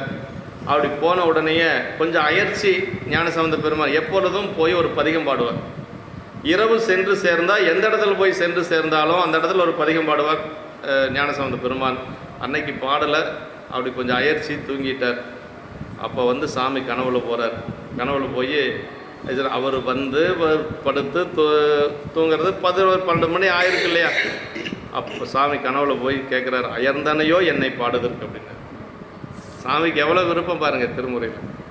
அப்படியே அப்போ வந்து சொல்கிறாரு சேக்கிழார் பெருமான், மெய்யுருகும் திருப்பதிகம் விளம்பலுற்றார் அப்படின்னார். மெய்யுருகும் திருப்பதிகம், அப்படியே மெய்யை உடம்புருக்க துஞ்ச வருவார் அப்படிங்கிற பதிகங்க. திருவாலங்காட்டு பதிகம் ஞானசம்பந்தர் பாடியது. உடம்பையெல்லாம் உருக்கிற மாதிரி ஒரு பதிகத்தை ஞானசம்பந்தர், ஏன்னா அந்நேரத்தில் பெருமான் போய் கேட்குறாரு அப்படின்னா அப்போ திருமுறை எவ்வளவு உயர்ந்தது அப்படின்னு நம்ம சிந்திச்சு பார்க்கணும். நமக்கு என்னமோ விளையாட்டாக தெரியுது திருமுறைன்னா, நமக்கு என்னென்னே தெரியாத நம்ம இருக்கிறோம். ஆனால் இரவு 12 மணிக்கு பெருமான் கேட்டிருக்கிறார். அதுதான் இறைவன் வந்து திருமுறைகள் மேலே அவ்வளவு ஆட்பன். திருமுறை சொன்னால் நமக்கு என்ன வேணாலும் கிடைக்கும். அங்கே அதான் அப்பர் சாமி சொல்கிறார், அளப்பிழ கீதம் சொன்னாருக்கு அடிகள் தாம் அருளுமாறு அப்படின்னார். என்ன கேட்டாலும் கொடுப்பார் அப்படின்னா. அதே மாதிரி விளக்கு வைக்கிறது சாதாரண பணி கிடையாது. திருமுறை காட்டில் அணையக்கூடிய ஒரு விளக்கு கொஞ்ச நேரத்தில் அது அணைய போகுது. அந்த எண்ணெயெல்லாம் தீர்ந்துருச்சு. ஒரு எலி என்ன செய்யுது அப்படின்னா, அது அந்த எண்ணெய் இருக்குன்னு சொல்லிவிட்டு அந்த எலி வந்து அந்த விளக்கு மேலே போய் குதிக்குது. அது குதித்து அதுக்கு மூக்கை கொண்டே வைக்கிற பொழுது சுட்டுருது. அப்படி சுட்டதுனால அது மூக்கை இப்படி இப்படின்னு இது பண்ணுற போது அந்த திரி கொஞ்சம் தீண்டிடுது. திரி கொஞ்சம் தீண்டி இப்போ அணையக்கூடிய விளக்கு கொஞ்சம் பிரகாசமாக எரியுது. அப்போ சாமி நினச்சாராம், இந்த அணையக்கூடிய விளக்கை ஏற்றிடுவீங்க, அடுத்த பிறப்பில் சக்கரவர்த்தி ஆகணும்னு சாமி நினச்சாராம். அவர் தான் மாபலி சக்கரவர்த்தி. மாபலி சக்கரவர்த்தி இன்றைக்கி திருவோணம் கொண்டாடுறாங்க இல்லையா கேரளாவில், அது யாருன்னு நினைக்கிறீங்க? அந்த எலி தான் மாபலி சக்கரவர்த்தி. அந்த விளக்கை தூண்டிய எலி, அதுக்கு பேர் அபுத்தி பூர்வ புண்ணியம்னு பேருங்க. 2 புண்ணியம் நமக்கு. புத்தி பூர்வமாக செய்யக்கூடிய புண்ணியம், விளக்கு போட்டால் நமக்கு நல்லது கிடைக்குன்னு தெரிஞ்சு நம்ம போடுறோம். தெரியாமையே ஒன்று நடக்கு பாருங்க, அதுக்கு பேர் அபுத்தி பூர்வ புண்ணியம். நமக்கே தெரியாது, ஏதோ ஒரு சிவப்புனையை நம்ம செஞ்சிட்ருப்போம். புத்திபூர்வமாக செஞ்சாலும் பயன் உண்டு, அபுத்திபூர்வமாக செஞ்சாலும் பயன் உண்டு. அப்போ தான் சாமி நினச்சாராம், அடுத்த பிறப்பில் இந்த விளக்கு ஏற்றினவங்க சக்கரவர்த்தியாக பிறக்கணும்னு சொல்லி. அப்படி பிறந்தவர் தான் மாபலி சக்கரவர்த்தி. மாபலி சக்கரவர்த்தி இந்த உலகத்தை வந்து துன்பமில்லாமல் ஆட்சி செய்து கொண்டு வந்தார். அப்போ தேவர்கள் எல்லாம் போய் திருமால்கிட்ட கேட்குறாங்க, மக்கள் எல்லாம் எங்களை மறந்துட்டாங்க, எல்லாரும் மாபலி சக்கரவர்த்தி தான் கொண்டாடுறாங்க அப்படின்னு சொல்லுகின்ற பொழுது தான் திருமால் வந்து வாமன அவதாரம் எடுத்து வர்றார். குறுமுனிவுக்கு ஒரு குட்டையான வடிவத்தில் வந்து மாபலி சக்கரவர்த்திக்கிட்ட எனக்கு 3 அடி மண் வேணும், 3 அடி இடம் வேணும் அப்படின்னு சொல்லி கேட்கிற பொழுது, அப்போ வந்து 1 அடியினால் மண்ணை அளந்துடுவார், இன்னொரு அடியினால் விண்ணை அளந்துடுவார், 3ஆவது அடி எங்கே வைக்கிறதுன்னு திருமால் கேட்குற போது என் தலைமையில வை அப்படிம்பார் அவர். அப்போ தான் திருமால் வந்து மாபலி சக்கரவர்த்தி அங்கே சம்ஹாரம் செஞ்சிடுறார். அந்த மாபலி சக்கரவர்த்தியை சம்ஹாரம் செஞ்சதுனால அவருக்கு பிரம்மகத்தி தோஷம் பிடிச்சிருது. மாபலி சக்கரவர்த்தி பெரிய சிவனடியார், அதனால் பிரம்மகத்தி தோஷம் பிடிச்சிருது. அந்த தோஷம் நீங்குவதற்காகத்தான் திருமானிக்குழியில் அவர் பூஜை பண்ணிட்டுருக்கிறார். திருமானிக்குழி போயிருக்கிறீங்களா என்னன்னு எனக்கு தெரியல. திருப்பாதிரி புலியூர்லேருந்து ஒரு 4 கிலோமீட்டர் தான் திருமானிக்குழி. அந்த திருமானிக்குழியில் தான் அவர் சிவபூஜை பண்ணி தன்னுடைய பாவத்தை எல்லாம் போக்கினது யார்? திருமால். நீங்கள் இன்றைக்கும் போனீங்கன்னா, இப்போ நம்ம கோயிலெல்லாம் திறந்தால் நட திறந்துருக்கும். அந்த கோயில் எப்படி இருக்கும் அப்படின்னா, நட திறந்திருக்கு, திரை போட்டிருப்பாங்க. ஏன் அப்படின்னா, எப்பொழுதும் திருமால் அங்கே பூஜை பண்ணிகிட்டு இருக்காருன்னு ஒரு ஐதீகம். ஆமாம், அதை நீங்கள் வழிபாட்டுக்கு போனீங்கன்னா திரையை நீக்கி தீபாரணை காட்டிட்டு மீண்டும் திரையை போட்டுருவாங்க. கண்டிப்பாக போங்க. ஞானசம்பந்த பெருமான் பாடல் பெற்ற ஸ்தலம் திருமானிக்குழி. திருப்பாதிரி புலியூர்லேருந்து ஒரு 3 கிலோமீட்டர் தான், 3-4 கிலோமீட்டர் தான் இருக்கும். அப்படியே நேராக போனால் அப்படியே சிதம்பரம் போகலாம். ஆமாம், அருமையான ஒரு பதி. அதனால் நமக்கு வந்து திருவிளக்கு போடுறது ரொம்ப ரொம்ப முக்கியமான ஒரு பணி. அதனால் எல்லோரும் திருவிளக்கு போடுறதுக்கு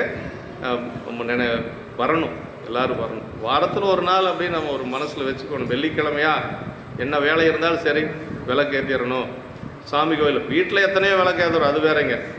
அது இல்லக விளக்கு அப்படிங்கிறது வீட்டில் ஏற்றுறது. இது வந்து நமக்கு கோயிலில் ஏற்றக்கூடியது, நமக்கு ஞானம் கிடைக்கும். அதில் வந்து அண்டமுழுகாடுக்கு ஒரு விளக்கு, 63க்கு ஒரு விளக்கு ஏற்றிட்டோம்னா 63க்கு உங்களுக்கு எந்த சிரமமும் இல்லை. விளக்கு இங்கேயே இருக்குது, எண்ணெய் இங்கேயே இருக்குது, திரி இங்கேயே இருக்குது, அதை ஏற்றக்கூடிய தீபமும் இங்கேயே இருக்குது. இந்த மாதிரி எங்கேயாவது வாய்ப்பு கிடைக்குமான்னு பாருங்கள் நீங்கள். ஆமாம், 60 பேர் இருந்தால் கூட ஆளுக்கு ஒரு விளக்கு ஏற்ற சொல்லிடுவாங்க. எல்லாம் அவங்களே ஏற்றணுன்னால அவங்க நினைக்கிறது இல்லை. ஆமாம், 60 பேர் வந்தால் கூட 60 விளக்கு ஏற்றிக்கலாம். அதனால் விளக்கு ஏற்றுறது ரொம்ப ரொம்ப முக்கியம். அதுக்கு மேலே ஒரு தொண்டு இருக்குதுன்னா திருமுறை பாடுறது தாங்க. அதான் நாம் திருமுறை அன்றைக்கி முற்றோதல் வச்சோம், திருவாசகம். வாய்ப்பு இருக்கிற அன்பர்கள் கலந்துட்டாங்க, இல்லாத அன்பர்கள் நம்ம ஒன்றும் பண்ண முடியாது இல்லைங்களா? யாருக்கு தவம் இருக்குதோ அவங்க தான் அந்த அருட்செயலெல்லாம் செய்ய முடியுங்க, எல்லாரும் செய்ய முடியாது. அது என்ன தான் நாம் கரணம் அடித்தாலும் வேலையாகாது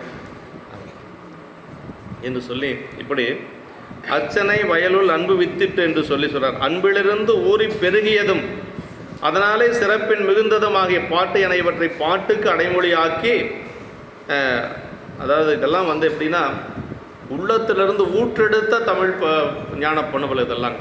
ஆமாம், எனதுரை தனதுரையாகன்னு இளம்பையங்கூட்டூர் தேவாரத்தில் நம்முடைய ஞானசம்பந்த பெருமான் பாடுறார். எனதுரை தனதுரையாக இவங்களே பாடினாங்களா அப்படின்னா சாமி உள்ளிருந்து உணர்த்த அவர்கள் பாடினார்கள். காரைக்கால் அம்மையார் புராணத்தில் வருதுங்க, அருமையான இடம். காரைக்கால் அம்மையார் புராணத்தில் உட்பவித்து எழுந்த ஞானத்து ஒருமையில் உமைகோன் தன்னை அற்புத திருவந்தாதை அப்பொழுது அருளி செய்தார் அப்படின்பார். அப்படி எலும்பும் தோளுமான அந்த உருவம் எடுத்து போகிறாங்க இல்லைங்களா அம்மா, அப்படி பெருமானை பார்த்த உடனேயே அப்போ தான் திருவந்தாதி பாடுறாங்க. அப்போ அற்புத திருவந்தாதி 101 பாட்டு பாடுறாங்க. எப்படி பாடுனாங்க அப்படிங்கிறத சொல்கிறார். உட்பவித்து எழுந்த ஞானத்து ஒருமையில்னார். உள்ள ஊறி திளைத்த ஞானத்தில் பெருமானை அப்படி ஒருமையோடு பாடினாங்களாம். வேறு எந்த சிந்தனையும் கிடையாது, கணவனும் பிரிஞ்சாச்சு ஒருத்தரும் கிடையாது.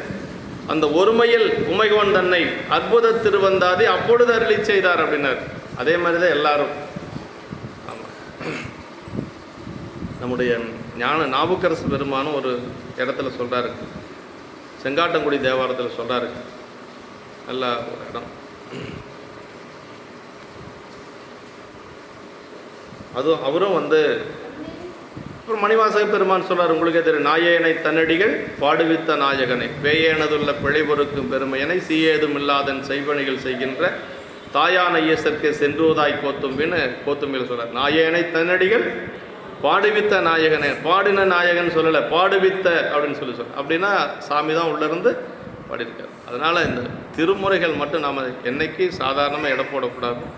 ரொம்ப ரொம்ப ரொம்ப ரொம்ப முக்கியமானது நமக்கு திருமுறைகள். அதனால தான் இங்கே வந்து நம்ம கருமுதல் திருவரை, தெய்வத்தமிழ் மந்திரம் இதெல்லாம் நம்ம வச்சு வழிபாடு செய்கிறதுக்கு என்ன காரணம் அப்படின்னா அதான் வேற ஒன்றும் இல்லை. அதுதான் சொல்கிறார். அது இறைவனே விரும்பி கேட்டது, வேற ஒன்று. இவற்றை பாட்டுக்கு என்று தெளிந்த நம்பிகளுக்கு தன்னுடைய பணியாவது இன்னதென்று காட்டியவாறு. அதாவது ஒவ்வொருத்தருக்கும் ஒரு பணி. இப்போ இவருக்கு பணி என்னென்னா இதுதான் பணி. யாருக்கு? சுந்தரருக்கு பாட்டு பணி என்னென்னா இறைவனை சென்று பாடுவது. நாவுக்கரசு பெருமானுக்கு உறவார பணி செய்வது, பாடுவது.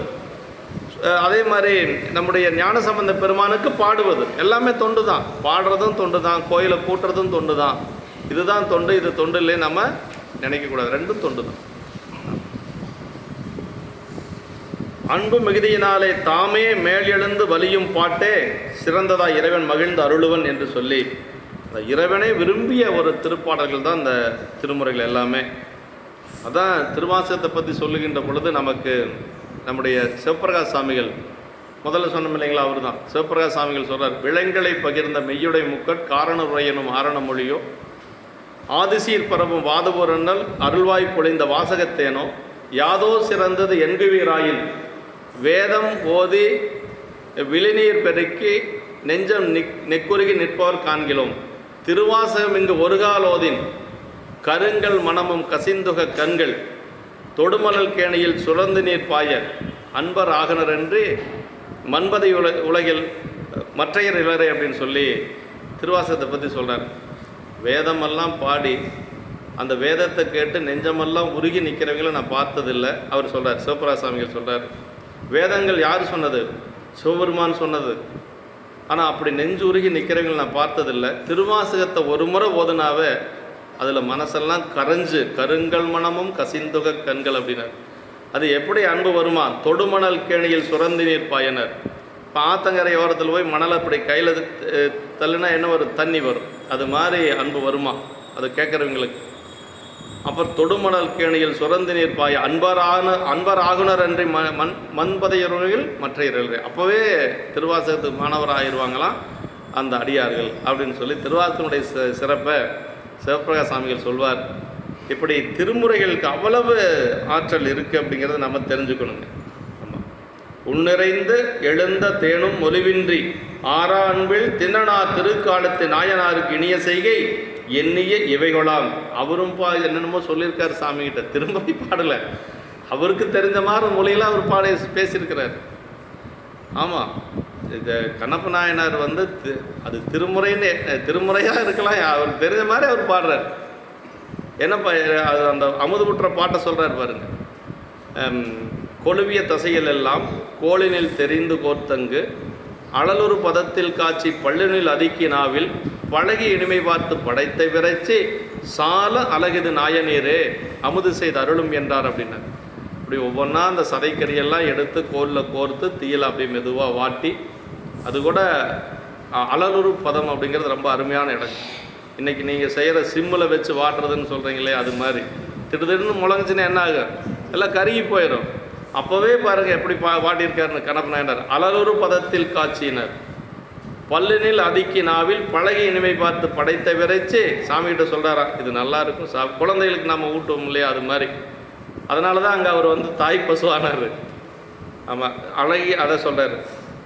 சால அழகுது நாயனீரே அமுது செய்து அருளும் என்றார் என்று சொல்லி சேக்கிழார் பெருமான் அங்கேயும் அவர் ஒரு மொழி சொல்லித்தான் சாமிகிட்ட நிவேதனம் பண்ணியிருக்கிறார். ஆமாம், ஏன்னா அந்த நானன் சொல்கிறான். என்ன சொல்கிறான் அப்படின்னா, உங்கள் அப்பா கூட நான் வந்திருக்கிறேன். இதுக்கு முன்னாடி அப்பா கூட வர பொழுது ஒரு பார்ப்பான் வருவான். அந்த பார்ப்பான் என்ன பண்ணுவான்னா, ஏதோ ஒன்று கொண்டு வந்து அப்புறம் நீர் கொண்டு வருவான், மலர் கொண்டு வருவான். அந்த பழைய மலரையெல்லாம் முதல்ல எடுப்பான். அந்த மலரெல்லாம் எடுத்ததுக்கு பிறகு இந்த நீர் கொண்டு வந்து அந்த நீரை சாமி மேலே ஊற்றுவார். அப்புறம் மலரெல்லாம் சாமிக்கு மேலே வைப்பார். அப்புறம் வச்சதுக்கு பிறகு ஏதோ கொண்டு வருவார், அதை ஊட்டுவார் சாமிக்கு. அப்புறம் ஏதோ ஒரு மொழியால் சாமிக்கிட்ட பேசுவார் அப்படின்னு எல்லாம் அவன் சொல்கிறான். நானுன்னு சொன்ன உடனேயே ஓ இதெல்லாம் தான் சாமிக்கு செய்யணுமாட்டிருக்கு அப்படின்னு அவருக்கு, இல்லைன்னா அவருக்கு தெரியாது இதெல்லாம் செய்யணுமாட்டிருக்குதுன்னு. அவர் அப்போ தான் அப்போ பழைய மலரை முதல்ல எடுக்கணும் இல்லையா, நிர்மாலய மலரை எடுக்கணும். அவர் எப்படி எடுத்தார்? தன்னுடைய செருப்பு காலால் தள்ளினார். கையில் தான் எடுக்கணுங்கிறது அவருக்கு தெரியாது. ஏன்னா கையில் தான் இங்கே ஒரு கையில் வந்து இறைச்சி இருக்குது, ஒரு கையில் மலர் இருக்குது, வில்லு வேற ஒரு கையில், வில்லம்பெல்லாம் ஒரு கையில் இருக்குது. அந்த காலில் அப்படி தள்ளினார். அப்புறம் சரி அடுத்தது திருமஞ்சனம் இல்லைங்களா, வாயில் கொண்டு வந்த பொன்முகளை ஆற்று நேர அப்படியே உமிழ்ந்தார். அதை எப்படி உமிழ்ந்தார் அப்படின்னா அன்பையே உமிழ்ந்தது போல் இருந்துதான். விளைத்த அன்பு உமிழ்வார் போல விமலனார் முடிமேல் விட்டார் அப்படின்னார்.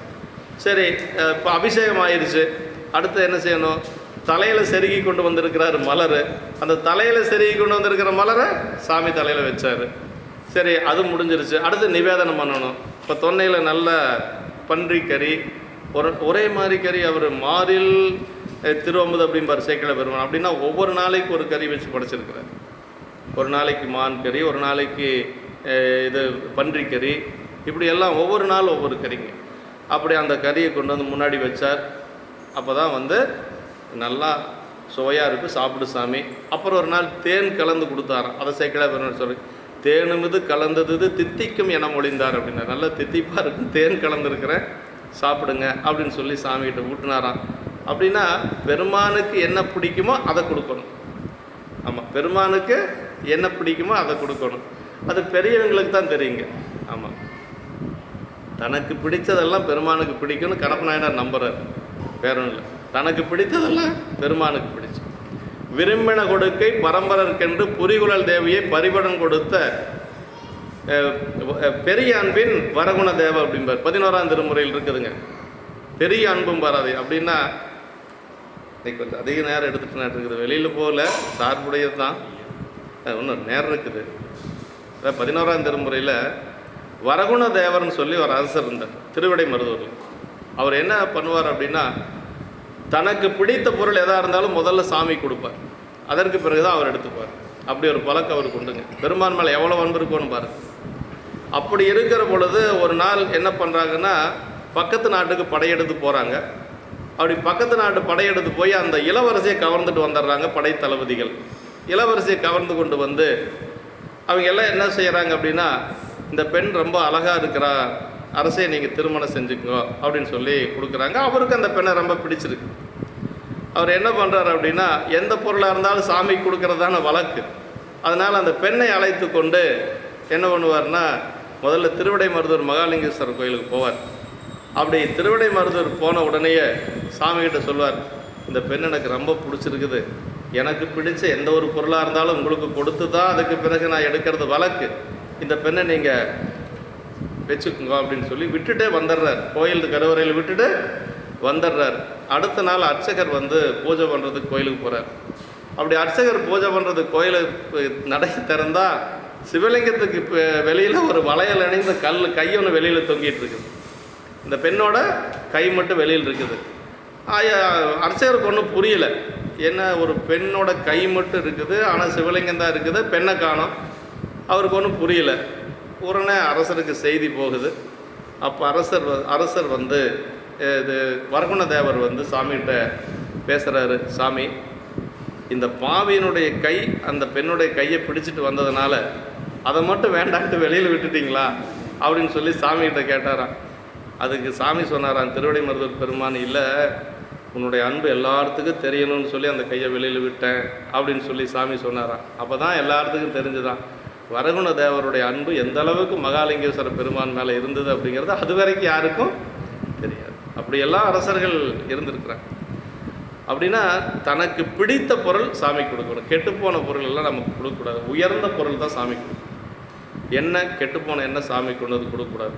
அரிசி நம்ம எந்த அரிசி சாப்பிட்றோமோ அந்த அரிசி தான் சாமி கொடுக்கணுங்க. செந்நெல் அரிசி இல்லை, அறிவாள் தாய நாயனார் செந்நெல் அரிசி தான் சாமி கொடுப்பார். சாமிக்கு நிவேதனத்துக்கு அரிசி கொடுப்பார், செந்நெல் அரிசி கொடுப்பார். செந்நெல் அரிசினா உயர்ந்த அரிசி, பொன்னிக்கு மேலே அந்த மாதிரி பொன்னி அரிசி தான் நமக்கு தெரிஞ்சது, அதுக்கு மேலே. ஆமாம், அவர் கடைசியாக வறுமை வருகின்ற பொழுது கூலி வேலைக்கு போகிறார், நெல் இருக்கிறதுக்கு போகிறார். நெல் இருக்கிறதுக்கு போய் காரரிசி வந்தால் தனக்கு, கார் நெல் வந்தால் தனக்கு சாப்பாட்டுக்கு, அதே மாதிரி செந்நெல் அரிசி வந்தால் சாமிக்கு. அப்படி போகிற பொழுது என்னாச்சு அப்படின்னா வர்றதெல்லாம் செந்நெல் அரிசியாகவே வந்தது. அவருக்கு சாப்பாட்டுக்கு வழி இல்லைப்பா. செந்நெல் அரிசி எல்லாம் சாமிக்குன்னு ஒதுக்கியாச்சு. அப்போ எல்லாமே செந்நெல் அரிசியே வருது, நமக்கு ஒன்றுமே இல்லைன்னு அவர் நினைக்கல. ரொம்ப மகிழ்ச்சி அடைஞ்சாராம். பரவாயில்ல, எல்லாம் சாமிக்கு பாருங்க, வர்றதெல்லாம் சாமிக்கு, அவ்வளோ மகிழ்ச்சி அடைஞ்சாராம். அப்படி பசியோடு ஒரு நாள் வந்து அந்த களையத்தில் எடுத்துக்கொண்டு செல்லுகின்ற பொழுது தான் செந்நெல் அரிசி, மாவடு, தீர்த்தம் எல்லாம் அப்படி எடுத்துகிட்டு போகிற பொழுது தான் பசி மயக்கத்தில் தடுமாறி கீழே விழுக போகிறார். அவர் மனைவி அவரை பிடிக்கிறாங்க, அதையும் மாரி அந்த வயலில் விழுந்துடுறாரு. அதற்கு பிறகு கொண்டு போன நிவேதனம், அந்த அரிசி விழுந்துருது, மாவடு ஊறுகாயும் கீழே விழுந்துருது.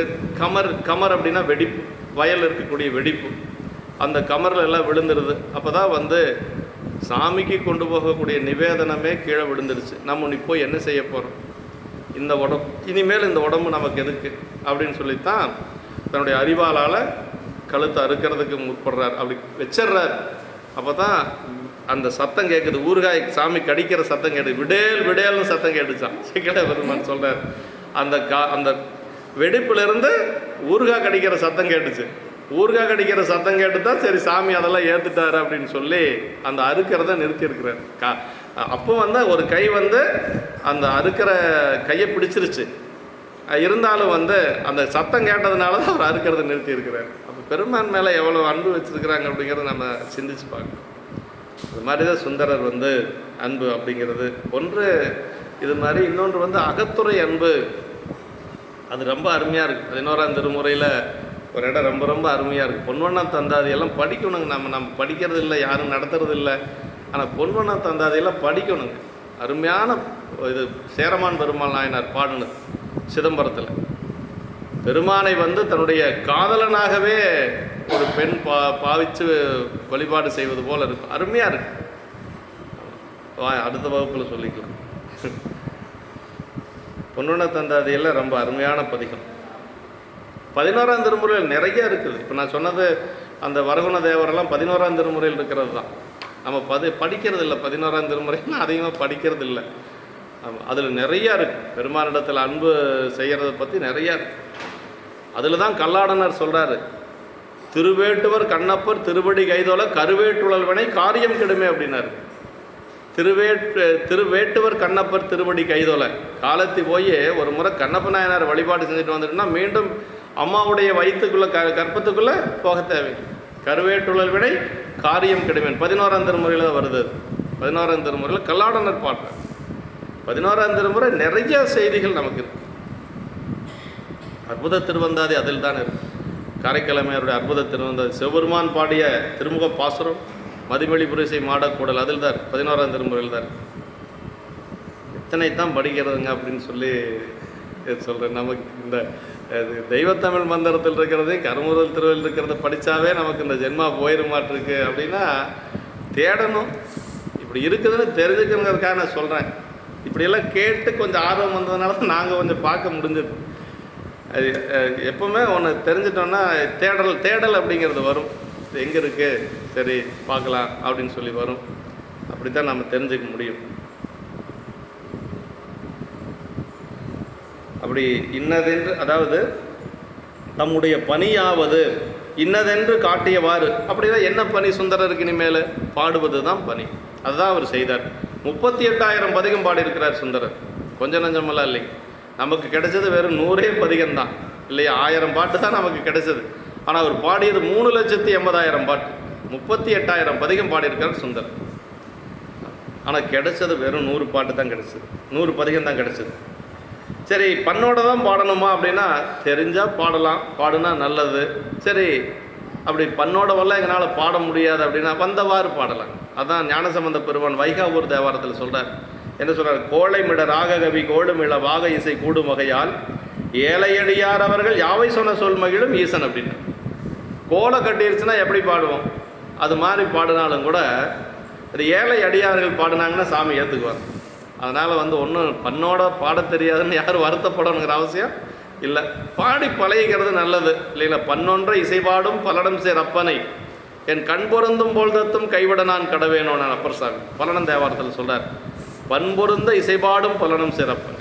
பண்ணோட பாடுறது ரொம்ப சிறப்பு. எல்லாரும் பாட முடியுமா?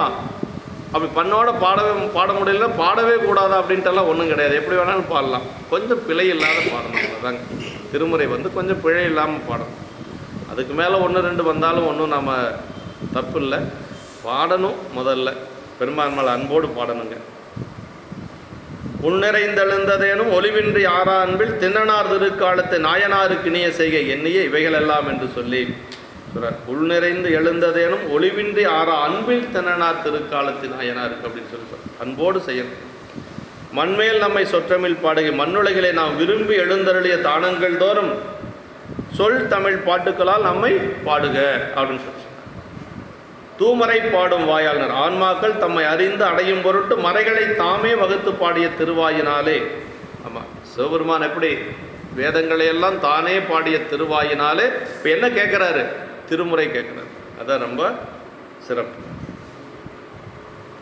மறை பாடுவார் இவரது தமிழ் பாட்டை விரும்பினார் என இவற்றின் பெருமையையும் அதனினும் பார்க்க தமக்கு இவற்றில் மிக விருப்பமுடைமையும் இவற்றின் பயன் மிகுதியையும் காட்டியவாறு. ஒன்று சாமிக்கு ரொம்ப விருப்பம் இருக்கிறது, இன்னொன்று அது ரொம்ப பயனுடையது திருமுறை. அப்படி எல்லாரும் பாடணும். திருமுறை பாடுனா பயன் கிடைக்கும் அப்படிங்கிறது ரெண்டாவது. சாமிக்கு விருப்பம் இருக்கிறதுங்கிறது ஒன்று, இன்னொன்று திருமுறைக்கு பயன் உண்டு. அதான் அளப்பில கீதம் சொன்னாருக்கு அடிகள் தான் அருளுமாறு அப்படின்னு. அப்படி இவற்றின் பயன் மீது காட்டு. 4வர் 4 மணி மாலை கருத்துக்களை நோக்குக அப்படின்னு சொல்லி இப்போ சொன்னோம் இல்லையா? 4வர் 4 மணி மாலை இந்த திருமுறை பற்றியெல்லாம் அவர் நிறைய பாடியிருக்கார். ஆமாம், சிவபிரகாஷ் சுவாமிகள் நிறைய பாடியிருக்கார். எங்கள் வையாபுரியாருக்கு ரொம்ப ரொம்ப பிடித்த நூல் 4வர் 4 மணி மாலை. சிவபிரகாஷ் சுவாமிகள் வந்து 4வரை பற்றி ஒவ்வொருத்தருக்கும் 10 பாடல் நினைக்கிறேன், 40 பாடல் பாடியிருக்கேன். ரொம்ப அருமையாக இருக்கு. நாம் மறை சொன்னோம், நீ அதனையே ஒத்த தமிழ் பாட்டுக்களை உனக்குள் இருந்து சொல்லும் எமதுரையாக உலகம் உய்ய பாடுக என்று. நம்ம வேதத்தை சொன்னோம் வடமொழியில், நீ வந்து என்ன செய்கிற? தமிழ் பாட்டை சொல்லு என்று சொல்லி சுந்தரருக்கு ஆணையிடுற. ஆரியம் தமிழோடு இசையானவன் பாடலின் ஓசையும் மறையின் ஓசையும் என்பனவன் தேவாரங்களில் சொல்லப்பட்டிருக்கு. அளப்பிட கீதங்கள் சொன்னார், அளப்பிட கீதம் சொன்னாருக்கு அடிகள் தான் அருளுமாறு என்று சொல்லி அப்பர் சாமிகள் தேவாரத்தில் சொல்லியிருக்கிறார் என்று சொல்லி சொல்றார். அடுத்த திருப்பாட்டு. தேடிய அயனும்மாலும் தெளிவுறாது 5 எழுத்தும் பாடிய பொருளாயுள்ளான் பாடுவாய் நம்மை என்ன நாடிய மனத்தனாகி நம்பி யாரூரர் மன்றுள் ஆடிய செய்யதாலே அஞ்சலி கூப்பி நின்று.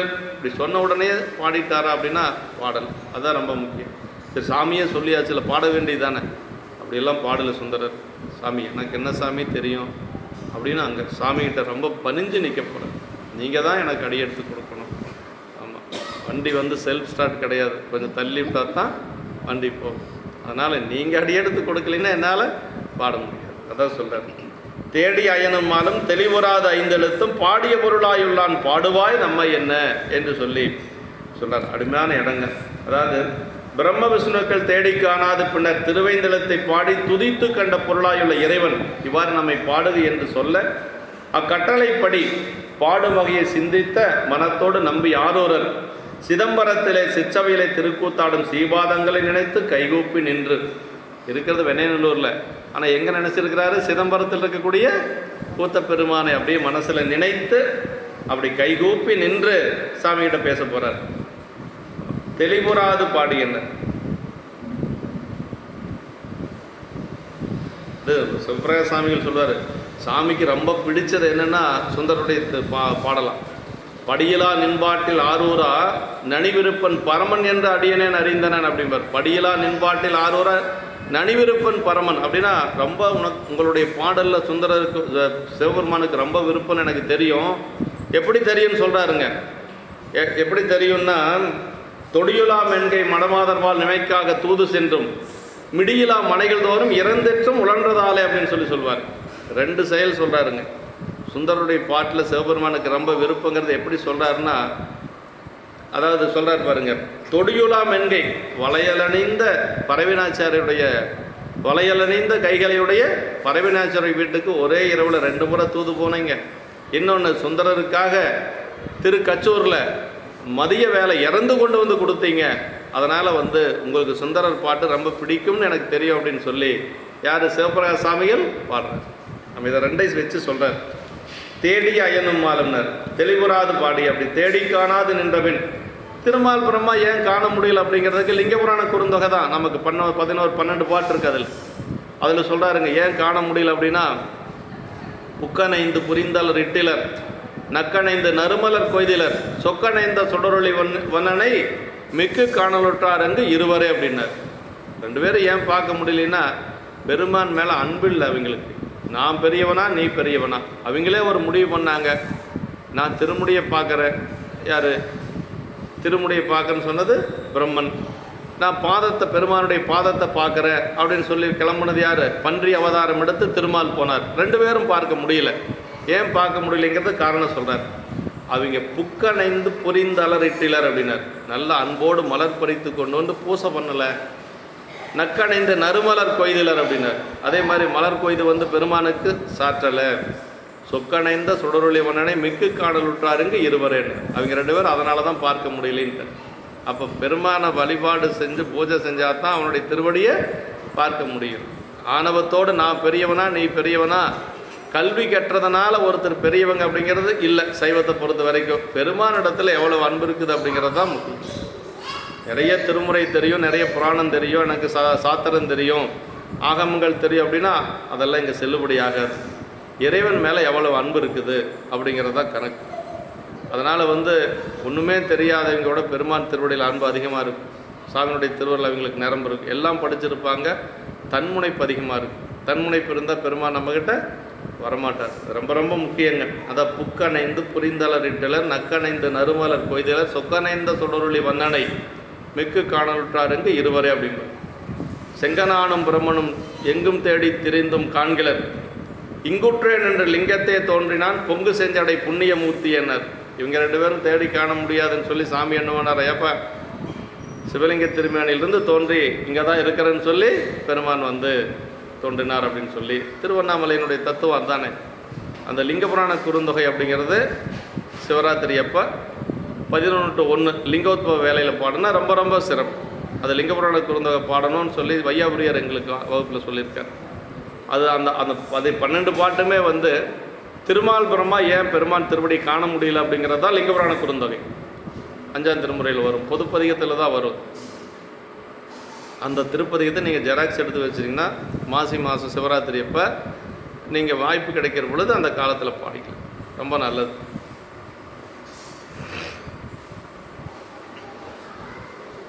அகங்காரத்தால் தேடி முன் காணாது அலைந்தவர்கள் பின் அகந்தை விட்டு துதித்ததால் காணலாம் என்று தங்களுக்குள்ளே தெளிவிட்டு பஞ்சாகரத்தை பாடி துதிக்க நினும் அமையும் என்று சொல்லி 2 பேரும் என்ன பண்ணாங்களாம், கடைசியாக கண்டுபிடிக்க முடியலன்னு சொல்லி 5 எழுத்து சொல்லி 2 பேரும் தேடினாங்க. அதற்கு பிறகு பெருமான் காட்சி கொடுத்தான் என்று சொல்லி நமக்கு சொல்கிறார். ஆமாம், தேடிய சரிதம் கந்தபுராணத்தும் லிங்கபுராண குறுந்தொகையிலும் காண்க என்று சொல்லி லிங்க திருமேனியின் தத்துவம் ஸ்ரீபஞ்சாக்கரத்தின் தத்துவம் முதலியவற்றின் நல்ல ஆசிரியர்வால் முறைப்படி கேட்டு உணர்க.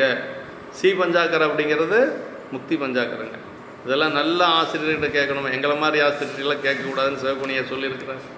நல்ல ஆசிரியர்பால் கேட்டு சிந்திக்க அப்படின்னு சொல்லிட்டார். ஆமாம், பாடிய பொருள் பாடியன துதித்த 5 எழுத்து பாட்டாக உள்ள தன்மையை என்று சொல்லார். மெய்கண்ட சாத்திரங்கள் முதலிய ஞான நூல்களில் காண்க என்று சொல்லி சிவனும் நாமும் தனக்கே உடைய செம்மேனி எம்மான் என்று சொல்லி அப்பர் சாமிகள் சொல்கிறார்.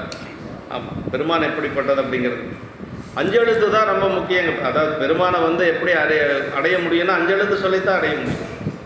பாடுவாய் நம்மை என்ன ஆதி மந்திரமாகி 5 எழுத்தால் பாடப்பெற்ற பொருளாவான் நம்மை பாடுகு என்று கேட்டமையால் இப்பாட்டின் இயல்பு என்று சொல்லி நாடிய நம்மை பாடுவாய் என்று பணிந்தனரே நாம் எதையறிந்து பாடுவோம் என்று நாடுகின்ற என்று சொல்லி மன்றுள் ஆடிய செய்யத்தால் மெய்ஞானம், அதாவது பெருமான் சிதம்பரத்தில் ஆடிக்கொண்டிருக்கக்கூடிய திருவடியை நினைந்து சுந்தரர் இப்போ பெருமான்கிட்ட பேசுகிறார். ஆடியத்தால் என்று சொல்கிறார். மன்றினிடமாக உள் நிறைந்ததொரு ஆனந்த ஒரு பெருந்திருக்கூத்து என்று சொல்கிறார். செய்யன செம்மையை தருகின்ற ஆடுகின்ற காலில் சிலம்போசையே ஆன்மாக்களுக்கு இறைவனை உணர்த்துகின்றது. உயிர்கள் எங்கிருப்பினும் அவைகளுக்கு உண்மை அறிவை ஊட்டுவது திருச்சிற்றம்பலத்தை ஆடும் தாள்களே ஆதலின் திருவனை நிலவில் பாடும் பரிசு நாடிய நம்பிகள் மன்றுள் ஆடிய தாளை வணங்கினார். அப்படின்னா உயிர்கள் எங்கிருந்தாலும் சரிங்க, உண்மை அறிவை ஊட்டுவது என்னன்னா தில்லையில் இருக்கக்கூடிய கூத்தப்பெருமானுடைய தூக்கிய திருவடி தான். அதனால் அங்கிருந்தாலும் கூட வெண்ணெய்நல்லூர்லேருந்து எதை நினைக்கிறாரு? பெருமானுடைய திருவடியை தான், சிதம்பரத்தில் இருக்கக்கூடிய திருவடி தான் நினைக்கிறாருங்க. ஆமாம், மெய்ப்பொருள் நாயனார் புராணத்தில் கடைசியாக அவர் திருவடி அடைகின்ற பொழுது அங்கே தான் சொல்கிறார். மெய்ப்பொருள் நாயனார் இருக்கிறது இங்கே நம்ம திருக்கோயிலூரில் இருக்கிறார். ஆனால் சிதம்பர பெருமான் திருவடி அடைந்தார்னு தான் சொல்கிறார். அரசியல் ஆயத்தார்க்கும் அழிவுறு காதலாருக்கும் விரவிய செய்கையாலை விளம்புவார் விதியினாலே பரவிய திருநீற்றன்பு பாதுகாத்து உயிப்பீர் என்று புறவலர் மன்றிலாடும் பூங்கலல் சிந்தை செய்தார் அப்படின்னார். புறவலர் மன்றிலாடும், மன்றுனா சிதம்பரம் மேடைங்க. ஆமாம், அப்படி புறவலர் மன்றிலாடும் பூங்கலில் சிந்தை செய்தார் அப்படின்னா அப்போ கூத்தப்பெருமானுடைய திருவடி தான் நம்ம பெரியவங்கெல்லாம் நினச்சிட்டு இருந்துருக்குறாங்க. பெருமானை நமக்கு அஞ்செழுத்து ரொம்ப முக்கியங்க. ஆமாம், உமையம்மை கைலாயத்திலிருந்து கம்பையாற்றங்கரையில் மாமரத்துக்கடியில் நான் இருக்கிறேன்னு என்னை எடுத்து பூஜை பண்ணணுன்னு சாமி அங்கே சொல்லி அனுப்புகிறார். எங்கள் கைலாயத்தில் சொல்லி அனுப்புகிறார் இல்லையா? காஞ்சிபுரம் வந்தாச்சு, கம்பையாற்றங்கரைக்கு போயாச்சு, மாமரத்துக்கிட்டையும் போயாச்சு. போனோடனே சாமி கிடச்சிருமே என்ன? அப்படியெல்லாம் கிடைக்கல. அம்மா போய் என்ன செஞ்சாங்களாம்? அஞ்செழுத்தை சொல்லி நின்னாங்களாம். சேக்கிழார் பெருமான் சொல்றார், நெஞ்சம் ஈசனை காண்பதை விரும்பி நிரந்தரம் திரு வாக்கினில் நிகழ்வது அஞ்செழுத்துமே ஆக ஆளுடைய அம்மை செம்மலர் கை குவித்தருளி தஞ்சமாகிய அருந்தவம் புரிய தரிப்பரோ அவள் தனிப்பெரும் கணவர் அப்படின்னு. அம்மா என்ன செஞ்சாங்களாம்? அப்படி அந்த கம்பையாற்றங்கரையில் போய் மாமரத்துக்கு அடியில் போய் காமாட்சி அம்மை அங்கே பூஜை பண்ணதுக்கு முன்னாடி தான் அம்மாவுக்கு காமாட்சி அம்மை. அப்படி அங்கே போய் நின்று அஞ்செழுத்தை சொன்னாங்களாம். அப்படி அஞ்செழுத்தை சொல்லிட்டு இருக்கிற பொழுது அதை சொல்கிறார் சேக்கிழார் பெருமான், தனிப்பரோ அவர் தனிப்பெரும் கணவரும். அம்மாவே அஞ்செழுத்தை சொல்லி அப்படி தவம் இருந்தால் சாமி என்ன பார்த்துட்டு சும்மாவே இருப்பார். அதனால் அம்மா கையில் சிவலிங்கமாக கிடைச்சார். அப்புறம் எடுத்து அவங்க பூஜை பண்ணாங்க. அதெல்லாம் திருக்குறிப்புணத்தில் விரிவாக நம்ம சிந்திக்கலாம், ரொம்ப நாள் ஆகும். ஆனால் அப்படி அம்மை செம்மலர் கைகுவி தரளி தஞ்சமாகி அருந்தவம் புரிய தரிப்பற அவள் தனிப்பெரும் கணவர் அப்படின்னு சொன்னார். சிவபெருமான் அம்மா கையில் கிடைச்சாங்க. பல இடங்களில் துஞ்சரில் காலை மாலை தொடர்ச்சி மறந்திராதே அஞ்செழுத்து ஓதினாலும் அரண்மணி கண்பதாகும் வஞ்சனை பால் சோறாக்கி வழக்கில் அமனர் தந்தால் நஞ்சமுது ஆக்கி வைத்தான் அணிப்பள்ளி அடிகளார் என்ன. சமணர்கள் பல சூழ்ச்சிகள் 4 சூழ்ச்சிகள் செஞ்சாங்க அப்பர் சாமிகளுக்கு. முதலாவதாக செய்தது சுண்ணாம்பு காலவாயில் இட்டது. அதற்கு பிறகு நஞ்சு கலந்த பால் சோறு கொடுத்தது. அதற்கு பிறகு யானையை விட்டு இடறச் செய்தது. அதற்கு பிறகு கல்லில் கட்டி கடலில் போட்டது. அது 2வதாக செஞ்சது நஞ்சு கலந்த பால் சோறு கொடுத்தாங்க. எப்படியாவது முடிச்சிடணும்னு சொல்லி நல்ல நஞ்சு பால் சோத்தில் கலந்து கொடுத்தாங்க. அது அவர் சாப்பிட்டார். அப்பர் சாமி சாப்பிட்ட உடனே அமிர்தமாக மாறிடுச்சான். எப்படிங்க அமிர்தமாக மாறும் நஞ்சு அப்படின்னா அதான் சொல்கிறார், துஞ்சிரில் காலை மாலை தொடர்ச்சி மறந்திராதே அஞ்செழுத்து ஓதினாலும் அரண்மணி கண்பதாக வஞ்சனை பால் சோறாக்கி வழக்கில் அமனர் அந்த நஞ்சமுது ஆக்கி வைத்தான் அணிப்பள்ளி அடிகள். எப்பொழுதும் அஞ்செழுத்து சொல்லிகிட்டே இருப்பாராம், காலை மாலை இரவு. அப்படி சொன்னதுனால அந்த நஞ்சே என்னாச்சு? அமிர்தமாக மாறியது அப்படின்னு. அதே மாதிரி சோழ நாட்டு மக்கள் பிணியே கிடையாது. எந்த ஒரு பிணி இல்லாத நல்ல சௌகரியமாக வாழ்ந்தாங்களாம். என்ன காரணம் அப்படிங்கிறது சேக்கிழார் பெருமான் சொல்கிறார். ஓதிய எழுத்தாம் அஞ்சும் உருவினி வரத்தாம் அஞ்சும் அப்படின்னா அஞ்செழுத்து சொல்லிட்டு இருந்தாங்களாமா. அதனால் அங்கே பிணிகள் வருவதற்கு அஞ்சியதாம். அஞ்சுன்னே சொல்ல 2 5 ஓதிய எழுத்தாம் அஞ்சும் உருவினி வரத்தாம் அஞ்சும். முதல்ல சொன்ன அஞ்சுங்கிறது அஞ்செழுத்து. 2வது சொன்ன 5 நோயெல்லாம் வர்றதுக்கு பயந்துருச்சு. ஓதிய எழுத்தாம் அஞ்சும் அந்த பாட்டு அருமையான பாட்டுங்க. வீதிகள் விளைவினார்க்கும் விரும்பினர் விருந்தினார்க்கும் சாதிகள் நெறியில் தப்பா தனையரும் மனையில் தப்பா நீதிய புல்லுமாவும் நிலத்திரு புல்லுமாவும் ஓதிய எழுத்தாமஞ்சும் உருவினி வர. அருமையான பாட்டுங்க. அந்த சோழ நாடு எப்படி இருக்குங்கிறத சொல்கிறாருங்க. வீதிகள் விளைவினார்க்கும், எல்லா வீதிகளையும் திருவிழா கோலமாக இருக்குமா. எல்லா வீட்டிலையும் விருந்தினர்கள் வந்துட்டு போயிட்டு இருப்பாங்களாம். விருந்தினர் வந்தால் தான் அந்த வீடு நல்லா இருக்குதுன்னு அர்த்தம். பார்த்துக்கு அப்படின்னா அவங்க நல்லா வசதியாக இருக்கிறாங்க, செல்வாக்காக இருக்கிறாங்கன்னு அர்த்தம். விரும்பினர் விருந்தினார்க்கும் சாதிகள் நெறியில் தப்பா தனையரும் மனையில் தப்பானார். சாதிகள் நெறியில் அந்தந்த சாதிக்கு அந்தந்த சமுதாயத்தை சார்ந்தவர்கள் அந்தந்த நெறிப்படி வாழ்ந்து கொண்டு இருக்கிறாங்க. அப்புறம் தனையரும் மனையில் குழந்தை பேர் இல்லாத வீடே இல்லையா? தனையரும் மனையில் தப்பா. ஒரு வீட்டில் உடந்த குழந்தை பேர் இல்லாத வீடுகளே சோழ நாட்டில் கிடையாது. நீதிய புல்லுமாவும் நிலத்திரு புல்லுமாவும் அங்கே இருக்கக்கூடிய மிருகங்கள், அதே மாதிரி பறவை கூட்டங்கள் கூட நெறிப்படி வாழ்ந்தது என்று சொல்கிறார். அப்புறம் தான் சொல்கிறார், ஓதிய எழுத்தாமஞ்சும் உருவினி வரத்தாமஞ்சும் அப்படின்னார்.